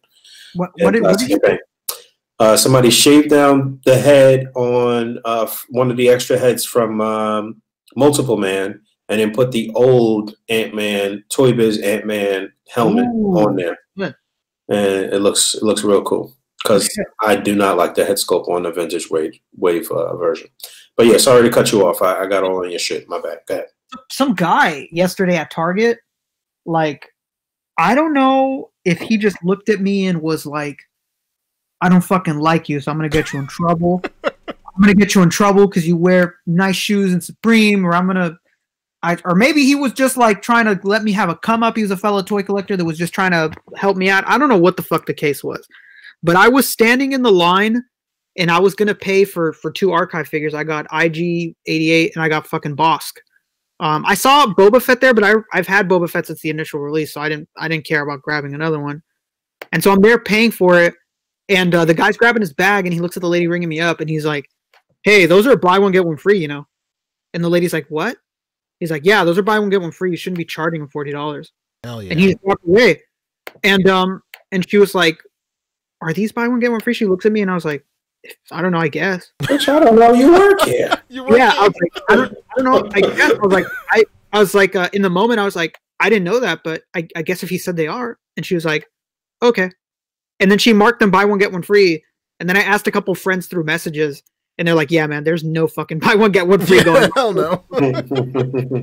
I was like, damn, so was this dude trying to set me up? Was he trying to help me out? Like, I don't know what it was, but I ended up getting 2 for the fucking price of 1. I only paid $20 for Bosk and a fucking IG-88. Hell yeah. So I'm not complaining. I just thought it was so weird that he just totally made up something that wasn't true. I saw that paint on the IG-88, and it didn't look that much better than the original shit. No, it's just a gold dry brush. It's not like particularly great. I just never got the original IG-88, and I no offense, man, to anybody that loves Black Series, but I would never pay a fucking penny over retail for Black Series. Oh yeah, nah, it's not happening. No. So when I couldn't find IG-88, I was like, well, there goes. There it is. Black Series, just Star Wars shit in general, they take advantage of their fans, man, because they'll give you some bullshit. They know that people are gonna buy it, no matter what. That's one of the biggest reasons I refuse to do shit like that, because I know what Black Series is on. I know how they treat their collectors and their fans. I'm not about that. So not only do I think that they're not worth more than their retail, but I don't respect the people that run the line to begin with. So I was not about to do that. You tell them. Yeah. That life. Nobody tells a woman what to do with their body, baby. And I finally, Team Amazon over here, I finally got my Trunks figures. Those are fucking incredible. Yeah. I got 3 Trunks. I love them. They're fucking awesome. You know, figure of the year. Yeah, I love it. I don't know. I'm never disappointed when I open an SHF Trunks figure. They always come with like the most stuff. And it was funny when I was opening the new one, my brother saw my old one next to me, and he was like, "Damn, why does that other one come with so much?" Because it was the first release, so it came with like 15 hands. And I was like, "Oh, I don't know. They're just cheap now. They don't do it." He's like, "Man, that sucks." My brother's not really into Dragon Ball. He just knows who Trunks is, and he really likes Trunks. I'm gonna write a letter. Yeah, I was like, yeah, man. I was like, they're jipping people. He's like, man, that's fucked up. And he walks. My brother's like 12 years old. And he walks away. And yeah, it was really funny. I also I walked into my Target and I saw the Gray Gargoyle, and I bought him. Nice. Yeah, he's a nice figure. I like the mold. One of the standout ones, definitely. From when I say standout, it's a standout for that wave, sure, but just a standout in this first 3 waves for this year too, because they've been not that great. I really like that figure. I also, even though I said I was not going to buy one, I bought a regular Carol Danvers, the one with the jacket and the fucking cat. Heyo. And I'm seeing that fucking cat everywhere. Yeah, I bought it because I was like, man, I was like, man, at least I can like take Carol's arms off and take the jacket and like put it on Mary Jane or something, and it doesn't hurt to have a cat. And I just ended up buying it, and I sold my friend the head that comes with that figure for like $8. Whoa. So yeah, I basically got the figure and the cat for $12, so can't complain. And no doubt. I think that's the only thing I found. If I'd seen the whole wave, I would have bought Nick Fury and Marvel, but I didn't see the whole wave. I just saw like a handful of figures. So so for me, everybody on the podcast has been with me through my journey of Hot Toys. It's only been a month, but of course your boy is 5 fucking figures deep, unfortunately. God damn. So my Electro came in the other day, and I really like that figure. One of the few people on this planet, not only this podcast but this planet, that enjoyed Amazing Spider-Man 2. And I really like this Electro figure. I think it's super tight.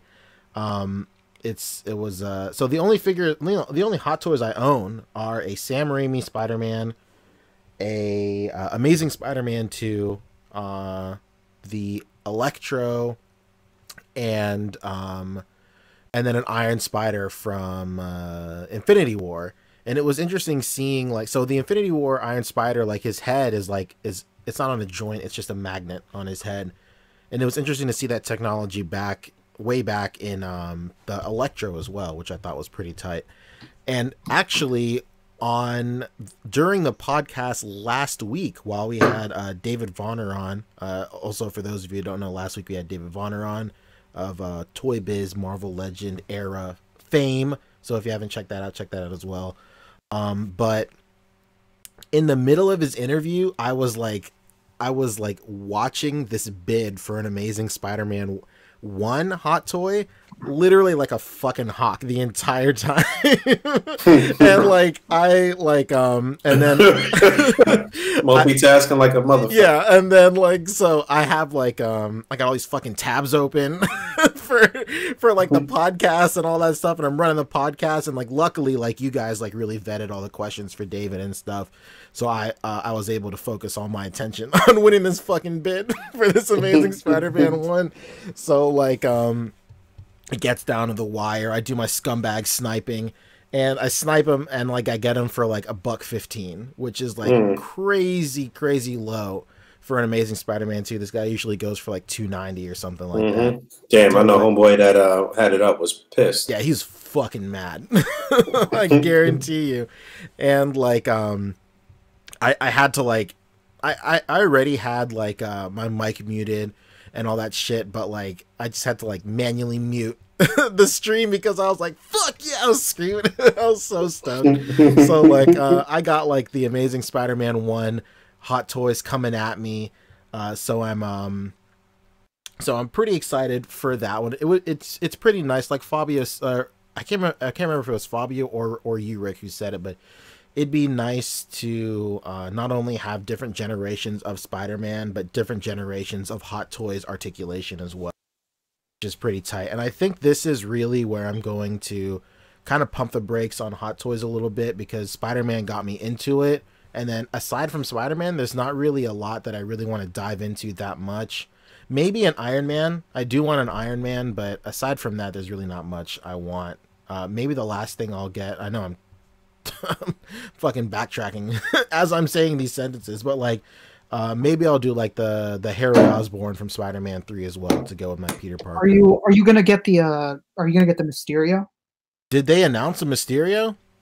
Oh, they will. Okay, yeah. So I mean, there's like no doubt. Yeah, so I'll get like the Far From Home suit, because I don't have the tech suit or the homemade suit or any of that shit. So I don't have any of that cool stuff. And it's like, it's this Iron Spider, even though it's like a great figure and it's a great Tom Holland head sculpt, like it's like torture, because you have this incredibly crafted figure, but because of the material they use for the suit, you can't fucking pose him. So it just sucks. So yeah, hopefully the like the stealth suit or like the new black suit will have some options for some crazy dynamic shit. Yeah, that homemade suit that I had was like one of the most posable Hot Toys I've ever fucking had in my life. Yeah, 100%. So aside from Hot Toys, I got the Game Center CX Areno figure. He's in my pile of loot, but like we were saying earlier, this guy's mad expensive on BBTS, unfortunately. So I'm just gonna get him on eBay. I just got him on eBay for like, you know, it was $80 shipped versus BBTS where it's $120 before shipping. Basic math. Why would you not get it from anywhere else? I also got a 3D printer. I joined the fray. I got one of those like resin 3D printers.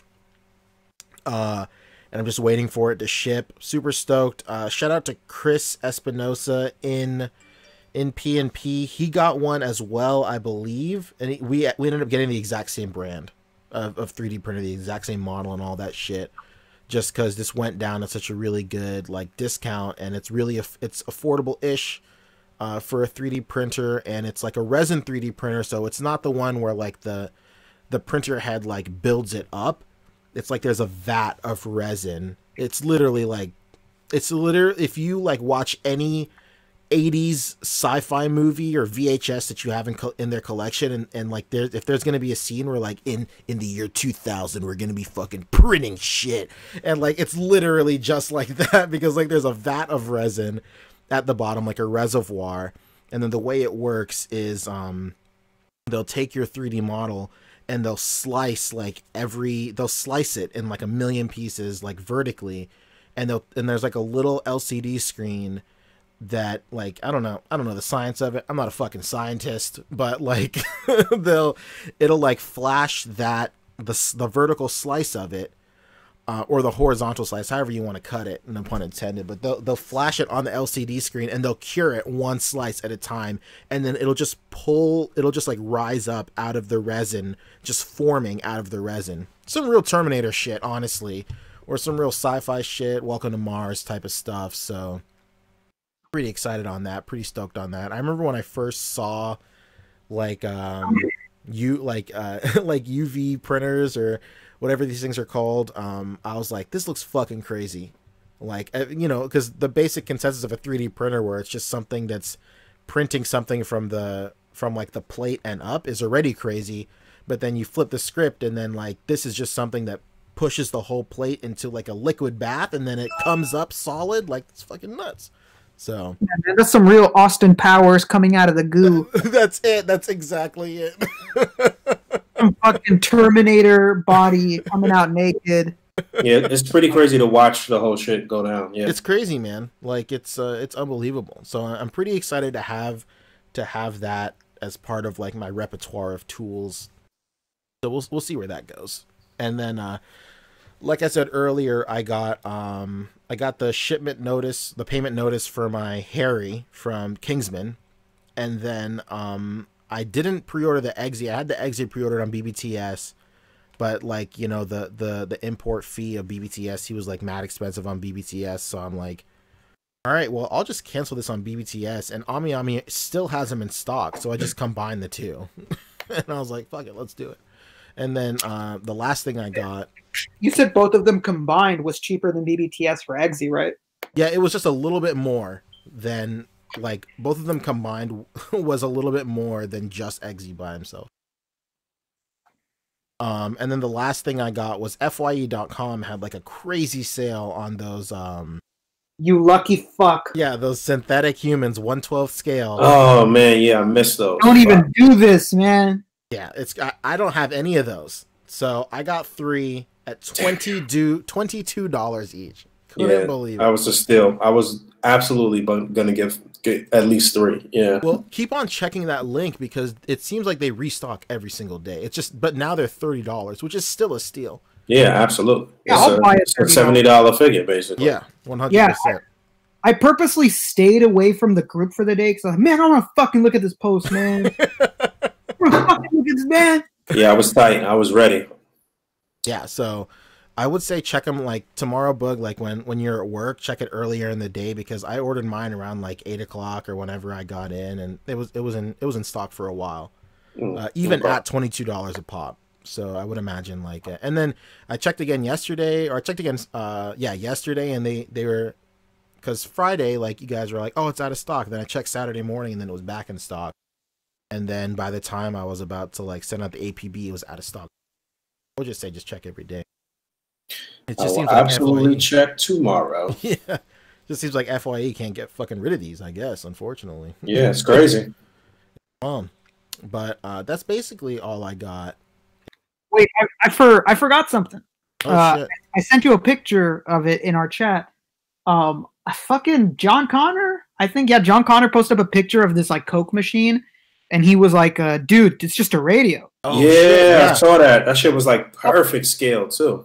Man, so I fucking went on eBay and I immediately bought one for $9 shipped. Oh, so nice. You're the motherfucker that bought that for $9. Were you bidding on one? I was looking at it myself, and then damn, Rick, fuck you. Oh my god, this is so funny. I purposely wanted the one because they have one that's just all Coke. Yeah, but they have a Coke machine, but it also says Fanta, Mellow Yellow, and et cetera, et cetera. And I was like, oh, okay, I want the one that has multiple sodas in it that you can click. I want all this shit. Yeah, dude, I bought that fucking immediately. Yeah, there she is. Boom, that's my hand. That's my hand. I'm on TV. Mommy! Yeah, that's the fucking Coke machine right there. They made like a hand model. They made like 2 or 3 of these different era ones. So ones with like the one that just says the Coca-Cola on the side, but on the front too, that's all Coke. Or this one that says Tab, Sprite, Mellow Yellow, Fanta. These are perfect Marvel Legends scale. It's crazy. Unbelievable. Does this one work, or this one's just one of the fucked up ones? That's why it was so cheap, huh? Oh yeah, it's not a radio. They stopped working. Yeah, that's it. Because like when it's a fully working radio, this thing is like a bill. Pretty much.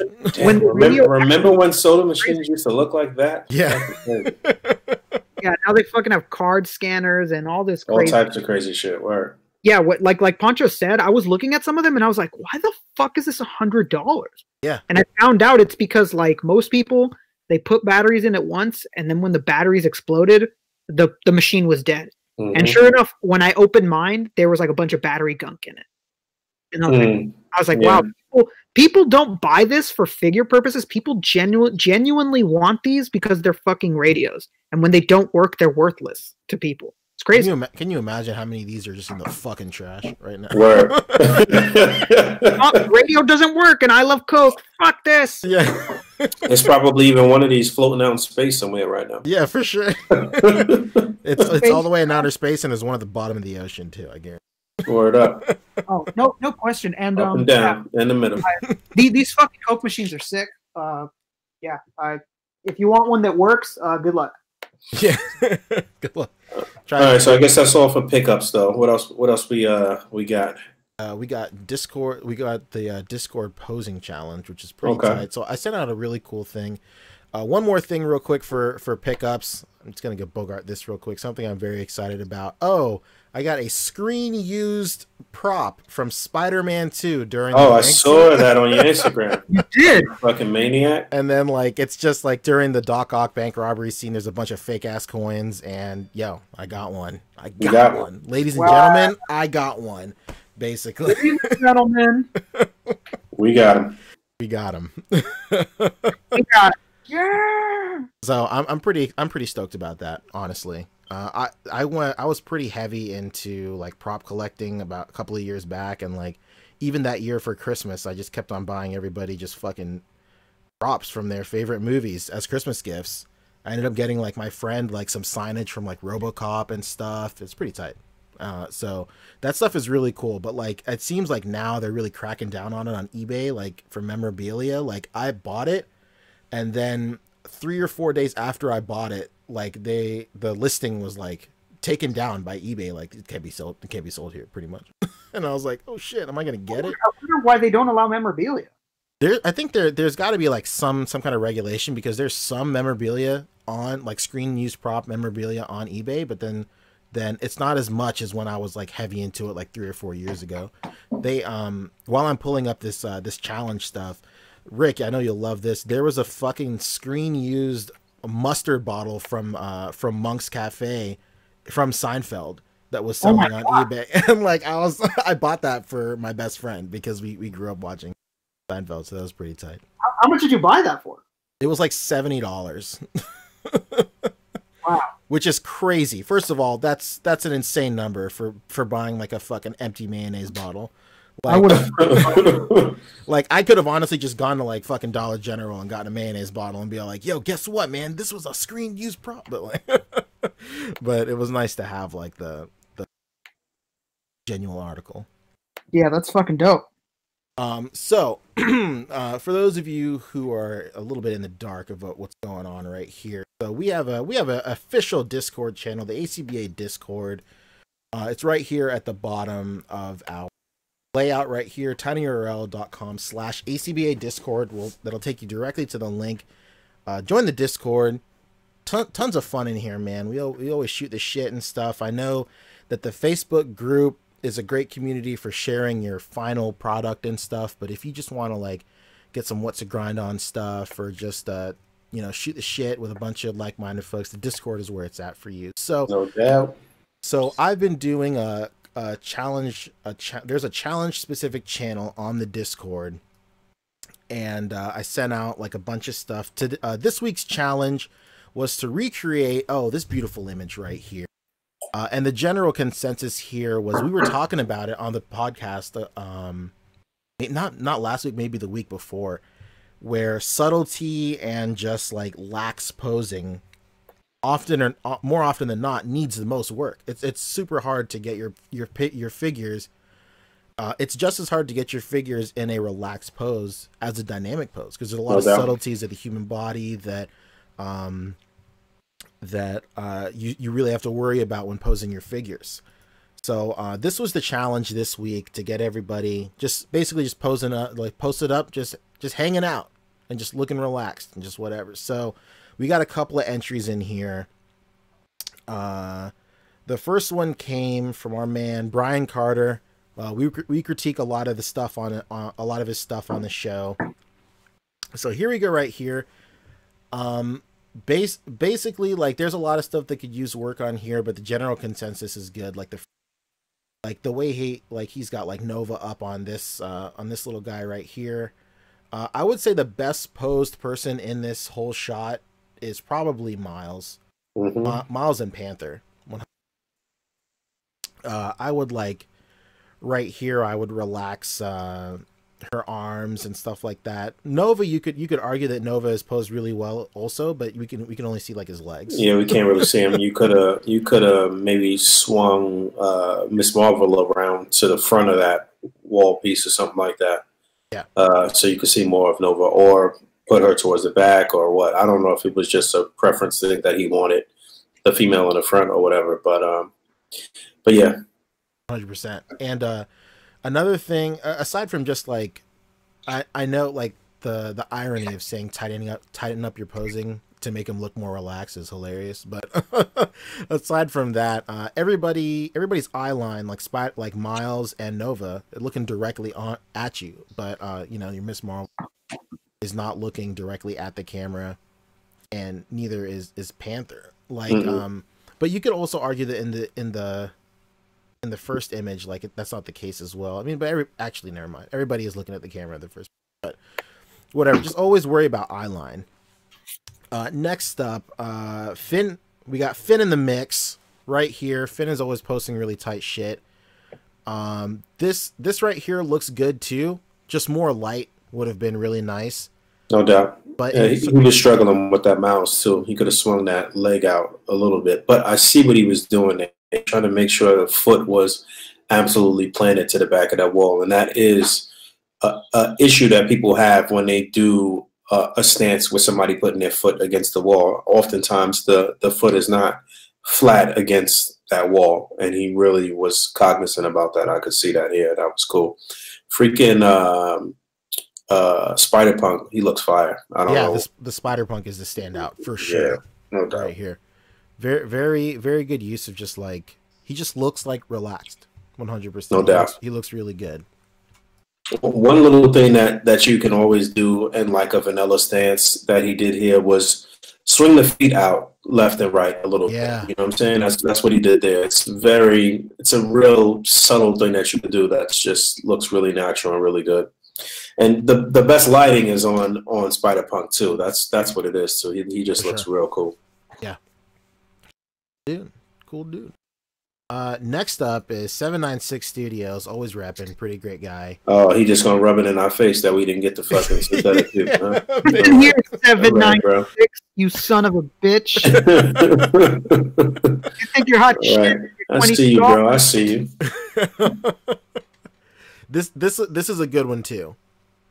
I think this one is really nice. What I especially like in this one is the way that he tackled this specific one right here with his foot on the thing. Like unlike with some Marvel, like with other photos, like he just opted to just have like the toe pivot on the wall and not just the entire thing. The entire foot, yeah. I got you. Which looks good. Yeah, it looks good. It's lit well. I think the poses are nice. I think if anything, this guy right here, if you would have had him hunched over a little bit more, his like back just looks straight. Yeah, he looks like, real. He's got a dancer's posture right there. Yeah. There you go. Do your curtsy. I think he could have either swung the camera right a bit more to get everything like really framed up, or spread them out just a bit more just to use the whole length of the frame and shit. But either way, though, the posing is pretty sound. Very nice. Yeah. And then last up is I think a new guy to the group, to the Discord. Bare-assed Godzilla Titan. Good one. And this one is pretty good too. Like I like that the goblin here is pretty nice. I like that his heel is on the frame. I think if you would have just utilized that ab crunch a little bit more, just pushed it forward just a little bit, it would have really sang. The Mysterio is probably the standout here. I would say he just looks the most relaxed. Possibly this Superior. Oh shit. Rick. And then you could have hyperextended what's this green dude's name? Jackal's ab crunch up a little bit more to kind of get him upright a bit more, maybe. Yeah. And rotated those at least the right leg out a bit. Yeah. The lower legs look a little awkward on Jackal. There you go. But the general consensus is this was these are pretty good. Like the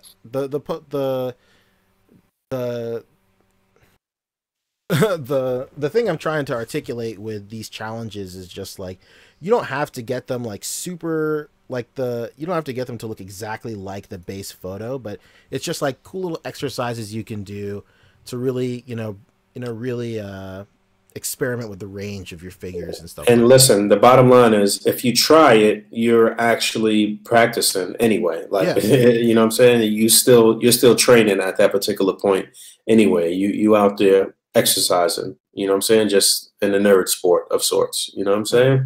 100%. So it is what it is. If you're out there and you're actively looking at a photo and trying to replicate that is literally the essence of A.C.B.A. You understand? So you're doing it right regardless. If you don't get it 100% right in the post, you're still gonna get there. That's it. That's the move. All right. Next up, I guess, is what to grind on. Real quick, we can do a couple. You're probably trying to get out of here, right? But yeah, I got some shit to do over here. But yeah, we could do a couple. I'm waiting for I'm actually waiting for a food delivery, so it's all good.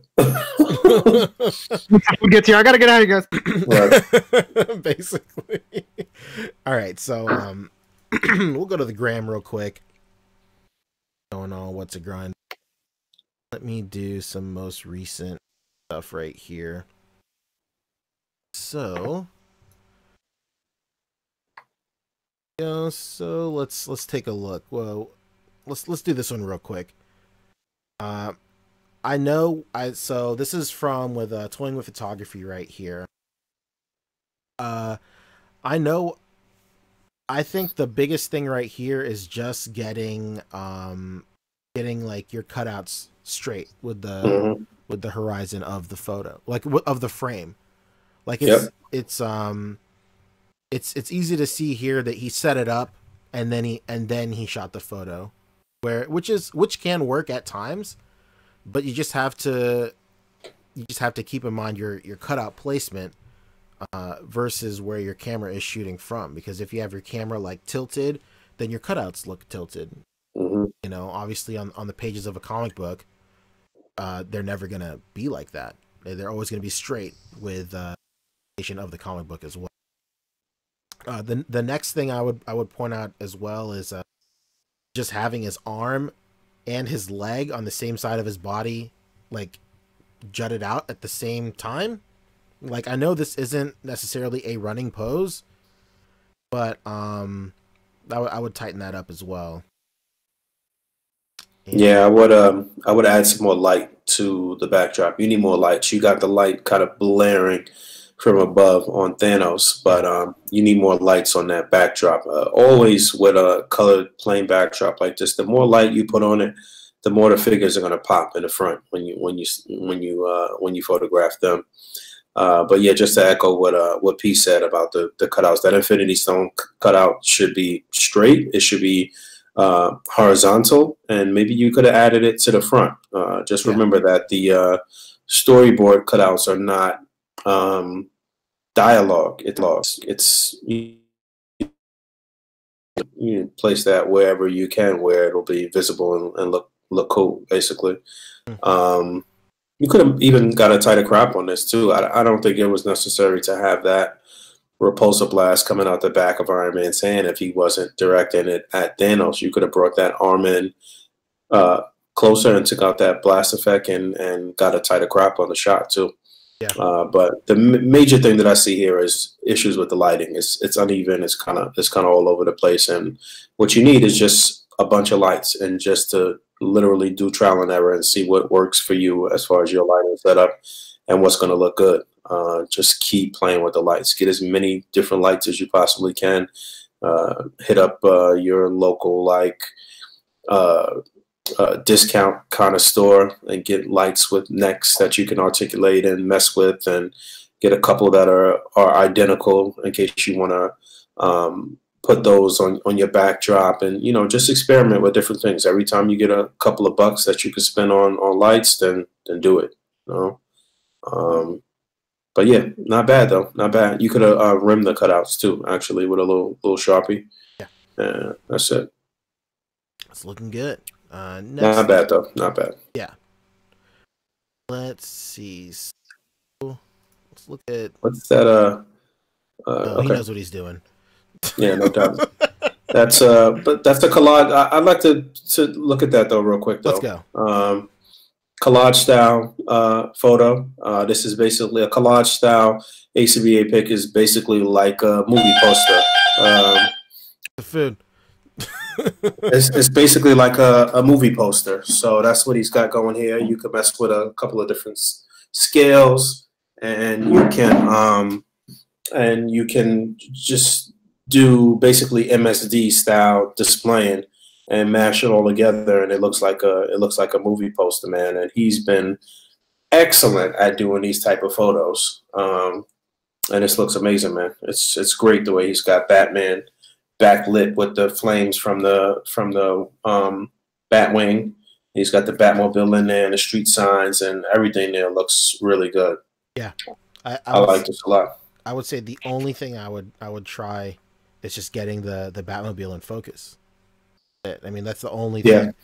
But but it does add depth. So it works. That is the trickiness of these type of shots, no question about it. Getting everything in focus, because on a movie poster, everything is in focus. Yeah. So, yeah, 100%. Let's see. Let's do. Ant-Man looks interesting, but you could do a couple more. You want to check out this Ant-Man real quick? The other one above Oh, okay. Let's with the lights.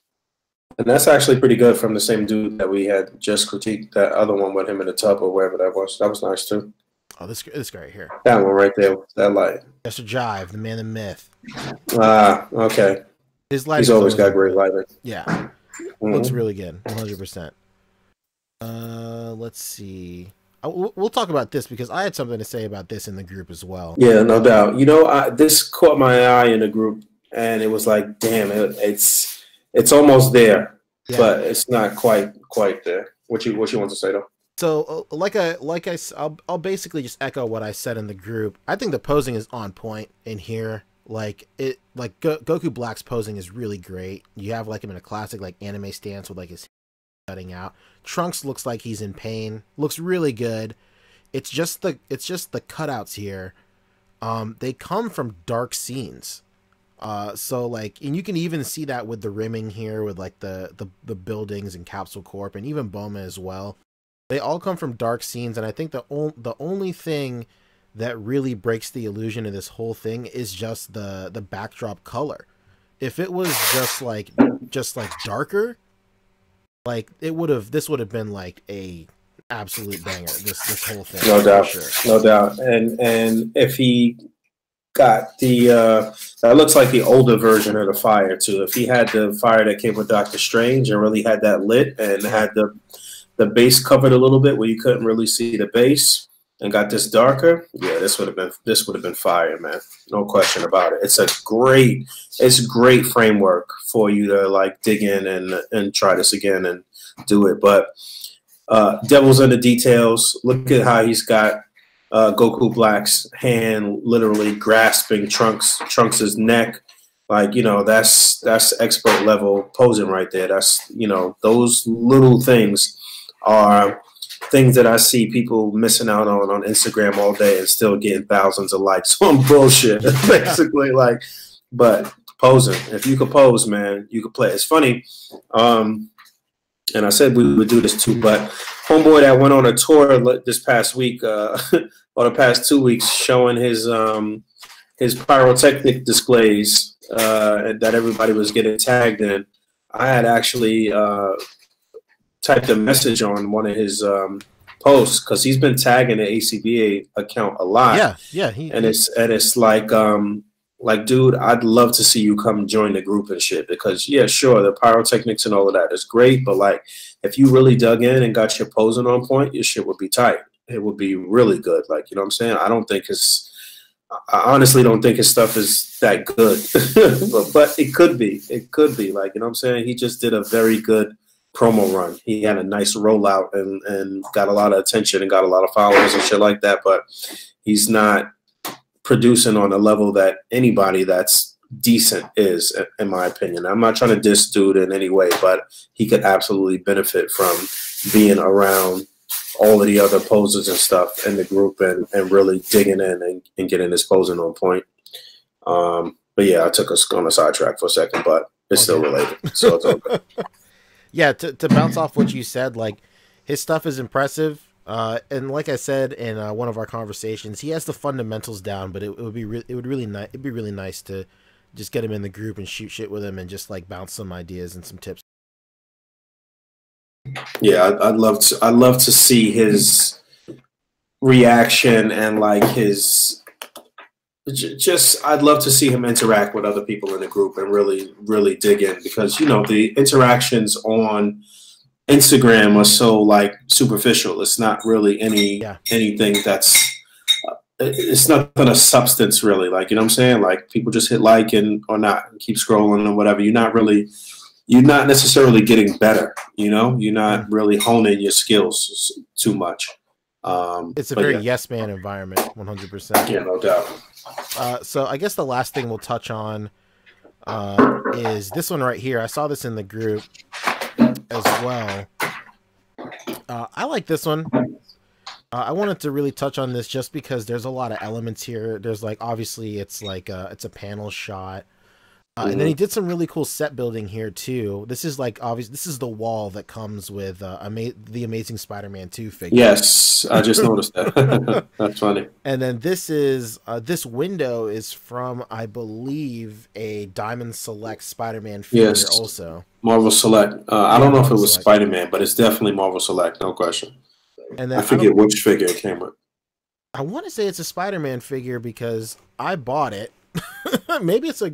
Maybe, or it might be like a, no, it was a Black. Yeah, you know what? It came with a static Spider-Man figure, but it wasn't a Spider-Man figure that was the main attraction of the set. Right. Maybe, right. I think it was Black Cat because it came with like a little safe too, and all that stuff. You're right. It came with a safe and like a little like piece of paper and like a diamonds and jewels. Yeah.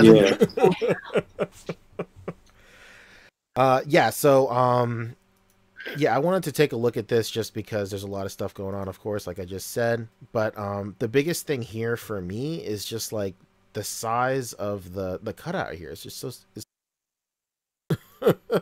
like I can't even read what it says, unfortunately. And I could at first the thing that bugged me was just like the style of the cutout was a little strange to me, and then I realized it was like his phone, and it's meant to look like a text bubble. Which at that, once realizing that, it makes way more sense. But I think like, I don't know, I'm just bouncing ideas. Like I think like having a cutout but just being a screenshot of the entire phone would have worked really cool. It's just like the entire like screenshot of the phone, which is pretty tight. I think aside from that, the only other thing that is a little strange to me, like this pose is really great right here, where he's like putting on the sock for his homemade suit. This pose is really great where he's like opening up the window and then him flying off is really great. It's just this one right here. Yeah, that's the shit that stuck out to me the most, no question. Is like mad strange to me. Like I see what he's butt looks weird too. It looks like his pants are really tight in the butt right there. I don't know what's going on. Yeah, like I know what he's going for. Like he's running towards the window and putting his mask on. I think what really would have been better is if he had like this leg like up on this ledge, and like he was just like trying to get up on the ledge versus him just like running, because it kind of looks like he's maybe in like a starting to get into a full sprint or something, but there's not enough room between him and that table for him to like, you know, be in a full sprint pose or whatever. But then it also looks like he's about to be swinging his leg around to the table, which is one thing I wanted to talk about. Like choosing the frame you want to freeze in like your panels is very important. Like especially in like fighting and stuff. Like you really want to go for the most impactful frame that you can. So like when you're punching, you want to not necessarily get the point of impact, but like a couple of frames after the point of impact where like the person you're hitting, like their head is flying. It just says more. And the same thing can be said for like subtle shit like this. Like, yes, in my head, I can see where his leg is about to go and I can see where it gets to this point, but like picking a better moment to freeze this whole frame in would have been for me. Excuse me. Yeah, I'm with you. But you know, again, this is great framework and incredible. Even this pose, when he's going out the window, I think he could have fixed that up and maybe put his feet to the wall or something like that, because it looks like he's flying out of the window. You know, it looks a little weird. Oh, that one right? Yeah.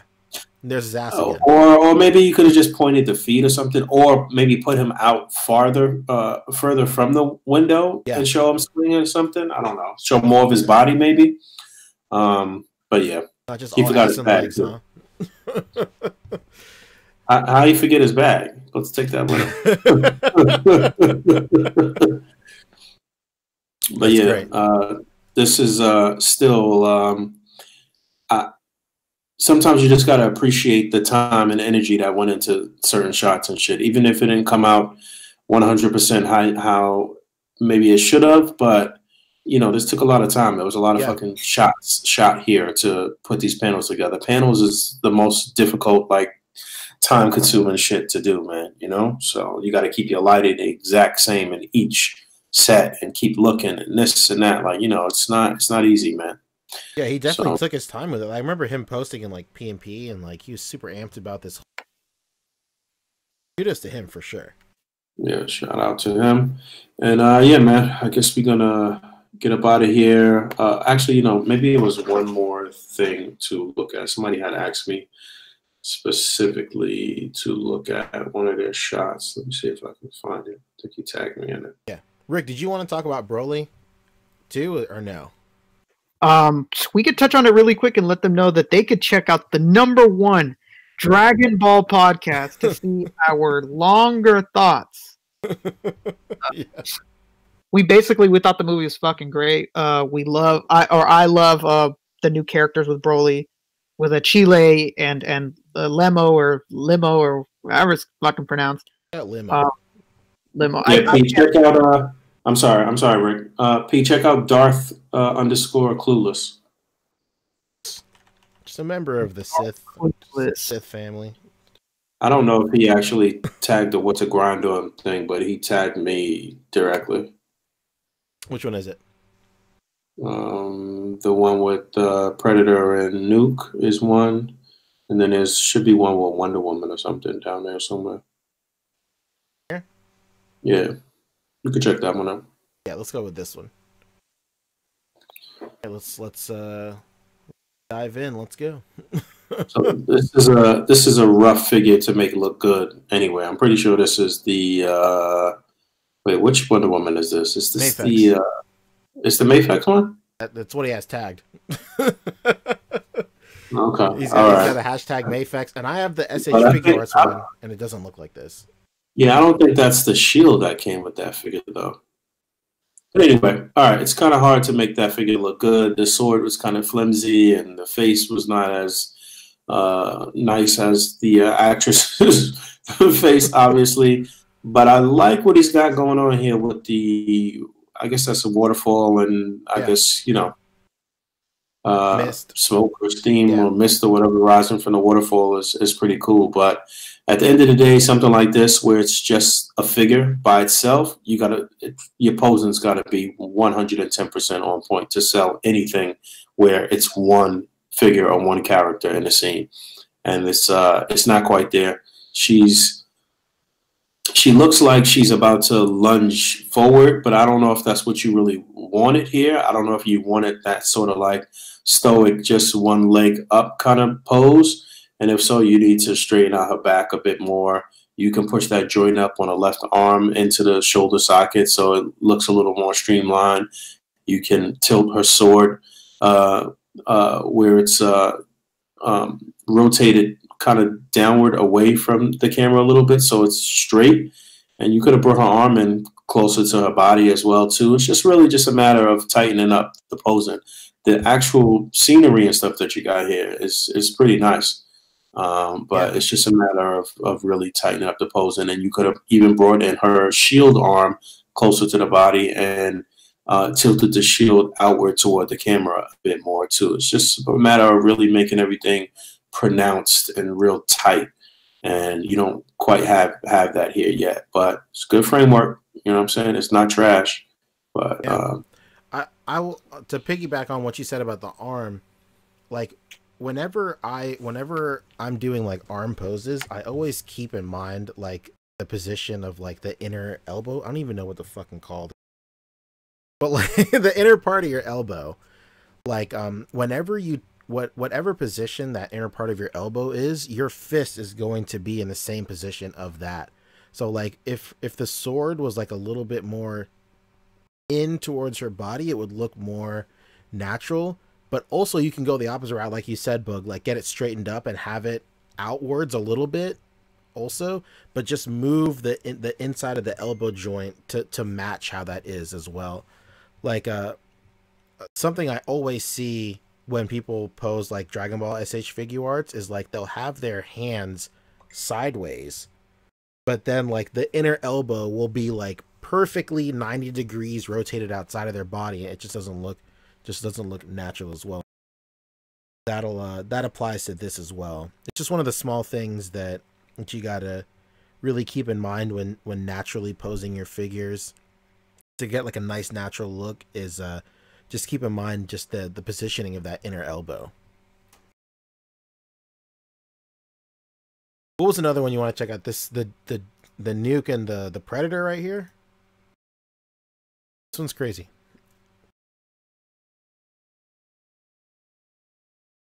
Hey, Boog's not even here. He's eating his dinner. Rick's not even here either. I'm all alone. Well, thank you everybody for tuning in to the #1 A.C.B.A. podcast. Oh shit. I think my whole shit just froze. Well, everybody, just hold on 1 second. Let me go to the A.C.B.A. podcast real quick. And we'll wrap it up.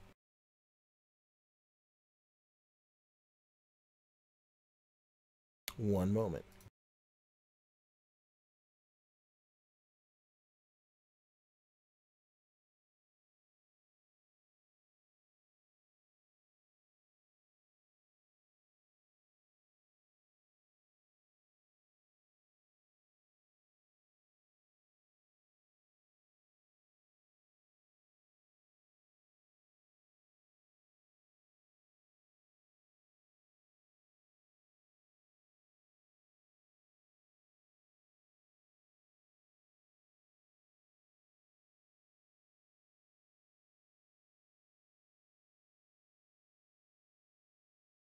Oh, oh shit.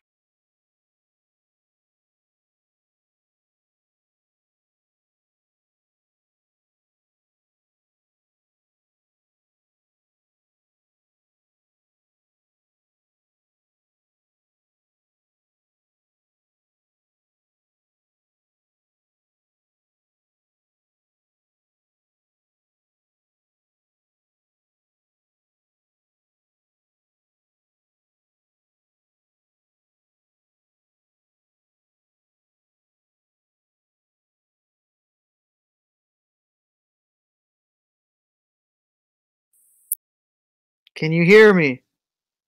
Here I am. Okay, cool. Here's me. Sorry for the technical difficulties. How fucking dare you?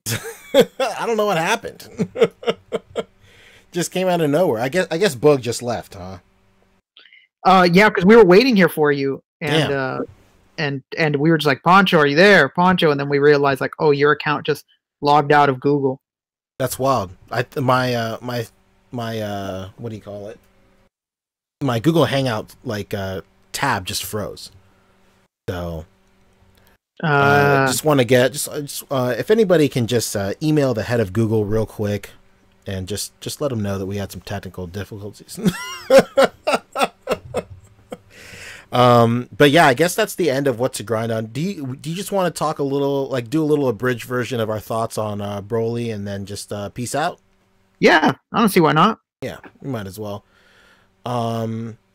So so for everybody that is that's still in chat, if you haven't seen the Broly movie, we'll be talking some slight spoilers in our abridged version of our reviews. But like we were saying earlier, Rick and I actually last night revived a Dragon Ball centered podcast that we both do called Genki Dama. If you go to my YouTube channel, Poncheezy, on YouTube, it's PANCHEEZEY, baby. You can find, that's like the latest video we did where we talk in depth of the Broly movie. So if you want to hear more in depth stuff of what we thought, along with some other shit for Broly, that's where to go. So, basically, the Broly movie was fucking tight, Rick. I know it was fucking dope. It was really good. I couldn't believe how good it was. I think the general consensus for you and I is that the way that they reinvented Broly's character and just really gave him an actual character arc and some real character was like the best thing about the entire movie. Yeah, I think we all would naturally go into it thinking Kakarot, Kakarot. And thankfully that was not the case. Yeah, it was just a really great rewrite of his character. They gave him some real like heart, they gave him some personality, and they made him likable, which was a nice stark difference before, because before everybody liked Broly, but for all the wrong reasons, honestly. But now people, not only is he still that big hulking monster that he used to be in like in the movie verse or whatever you want to call it, but now he's got like some real character to back him up as well, which is super tight. Yeah, and seeing him on the next coming season of Dragon Ball Super is going to make it so much more special, because we're going to have so much time being able to get more from this story and more from the character. And I don't know, I when I heard about this movie, I was obviously excited because I want anything Dragon Ball, but I thought to myself, like, man, it's gonna suck having this guy in Super.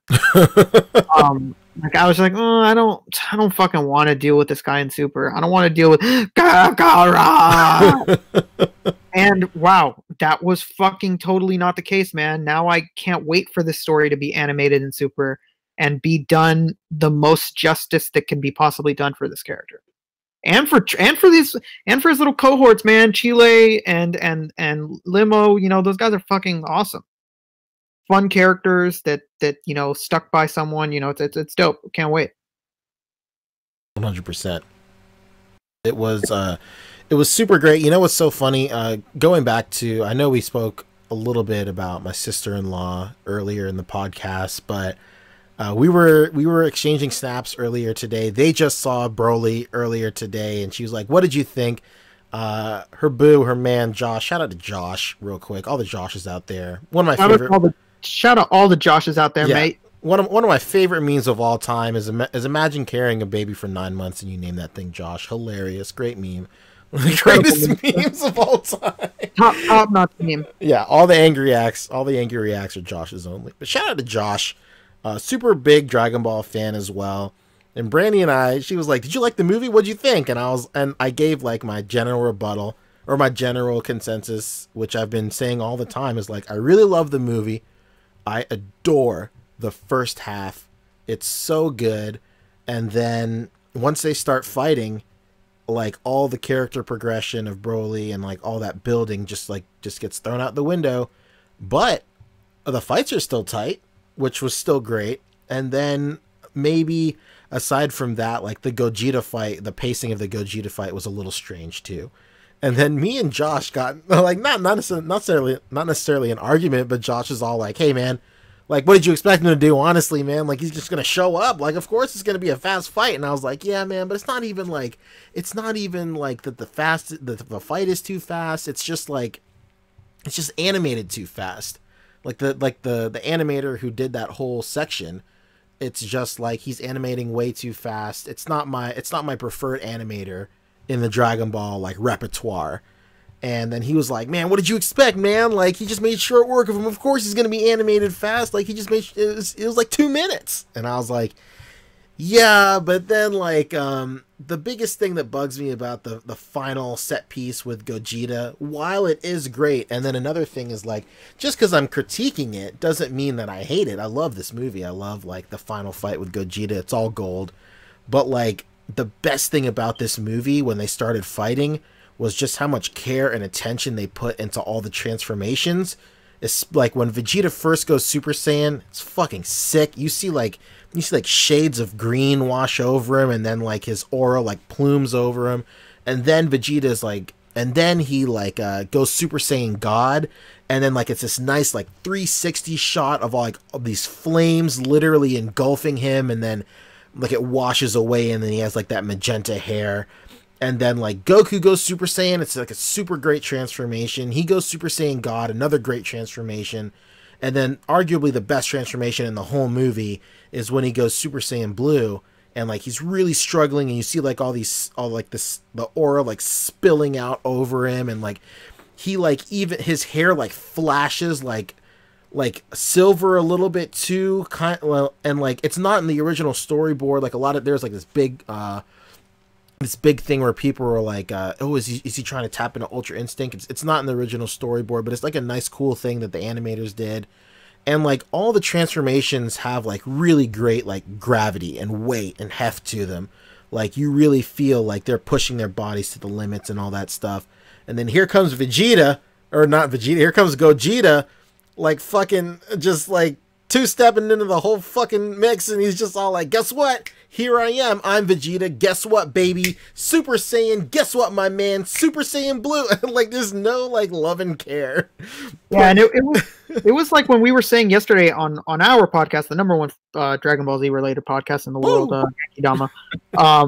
When we were saying it's like when people fusion dance, like Goten and Trunks, and now, you know, Goku and Vegeta with Gogeta, like, they just turn into, like, really cocky assholes. Yeah.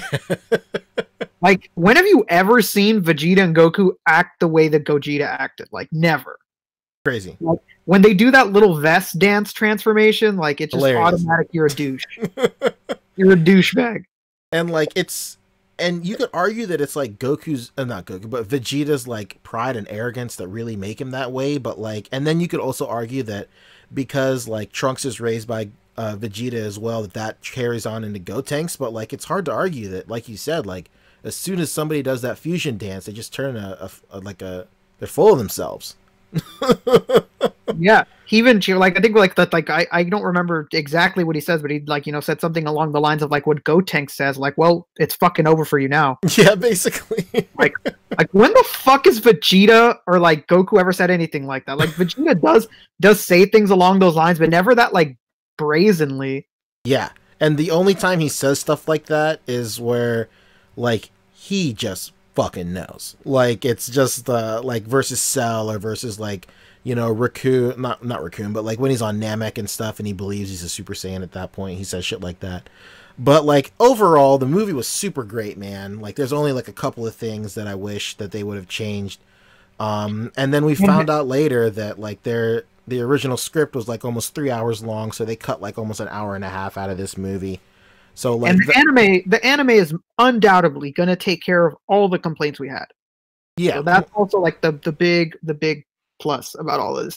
Regardless of what we wanted fixed, it's very likely that it's just gonna be fixed on the show. Yeah, the retelling. So that's super tight. Rick, you loved it too. What's your review? I fucking loved it. Like Pancho said, the second half wasn't as great because it focused so much on the fight. I just wish like there would have been better balance. Again though, like I know it's going to be done better in the show. I remember watching Battle of the Gods and I thought to myself, wow, what a great movie. And then I saw it animated in Dragon Ball Super and I was like, wow, that movie wasn't that great. Yeah. Because what the anime was able to do and you know, the suspense and you know, the character development, it was all so much better in the anime. And it's just going to be the case with this movie too. I'm going to watch it when it's fully animated, when it's going to have its own arc on the show, and I'm going to be like, man, that movie. Ooh, well, it condensed such a great story into you know, 100 minutes. And you know, it's no fault of theirs, you know, they had to make it 100 minutes. I still highly recommend people watch it. It's a fun movie. You love Broly. As long as you weren't really wanting him to go da da ra, you're gonna love it. Hilarious, super great. So that's basically it. Thanks everybody for stopping by the A.C.B.A. podcast. Rick, you got anything you want to plug? Genki Dama, we're gonna find a way to do it again. Yeah, for sure. So right now, Genki Dama is just like a Dragon Ball centric podcast, but we might morph it into like anime specific or just whatever. Who knows? Yeah, follow me on Instagram. How can they find you on Instagram? Oh, yeah, I'm an idiot. I just went with the Bangs reference and I didn't finish. Yeah, just go to Rick Dom 2345. That's me, baby. It's up here on the wrap up screen. As usual, you can find me online under Pancheesy. God damn, Boog has called me Pancheesy for so long. I'm saying Pancheesy now. You can find me at Pancheesy or Panchesi, whatever you want to call me. By the way, it's me, Panchesi. Hilarious. But you can find me on there. Like Rick said, check out our podcast on my channel under Genki Dama. I also uploaded a video on my channel too where I do a tour of my DTOLF displays. I have 2 DTOLFs, and I'm going to do a reset on every single cube in the DTOLF, and I wanted to go ahead and shout out to Zapdos in the chat talking about Take It to the Movies, Shawty. Hell yeah, man. Oh yeah. He also, one of his hit songs, "Follow Me on Instagram." You know, "Take Me to the Movies." They're incredible films. Incredible. But yeah, check out that video. It's pretty cool. It was a nice video to make where it's just me basically talking to the camera and just going through my DTOLFs. One of my DTOLFs is dedicated to Dragon Ball. So if you like Dragon Ball SH Figure Arts, I have literally every single figure in the entire line, and most of them are on display in my DTOLFs, and that's going to be a series as well. Right now it's called DTOLF Display Days. I might change it to like just DTOLF Days or whatever. But anytime I reset one of my DTOLFs, I'll be posting a video on it, and the first episode is out right now on my YouTube channel, so definitely check that out. As usual, this has been the A.C.B.A. podcast. If you're watching this after the fact, if you enjoy how we formatted today's show with all the news and stuff basically smushed into an hour nugget in the main show, and then we roll into the after show for just general bullshitting and stuff like that, let us know in the comment section below. As usual, be sure to smash that bell icon, join the notification squad, hit like on the fucking video. Until next time. Peace. Later.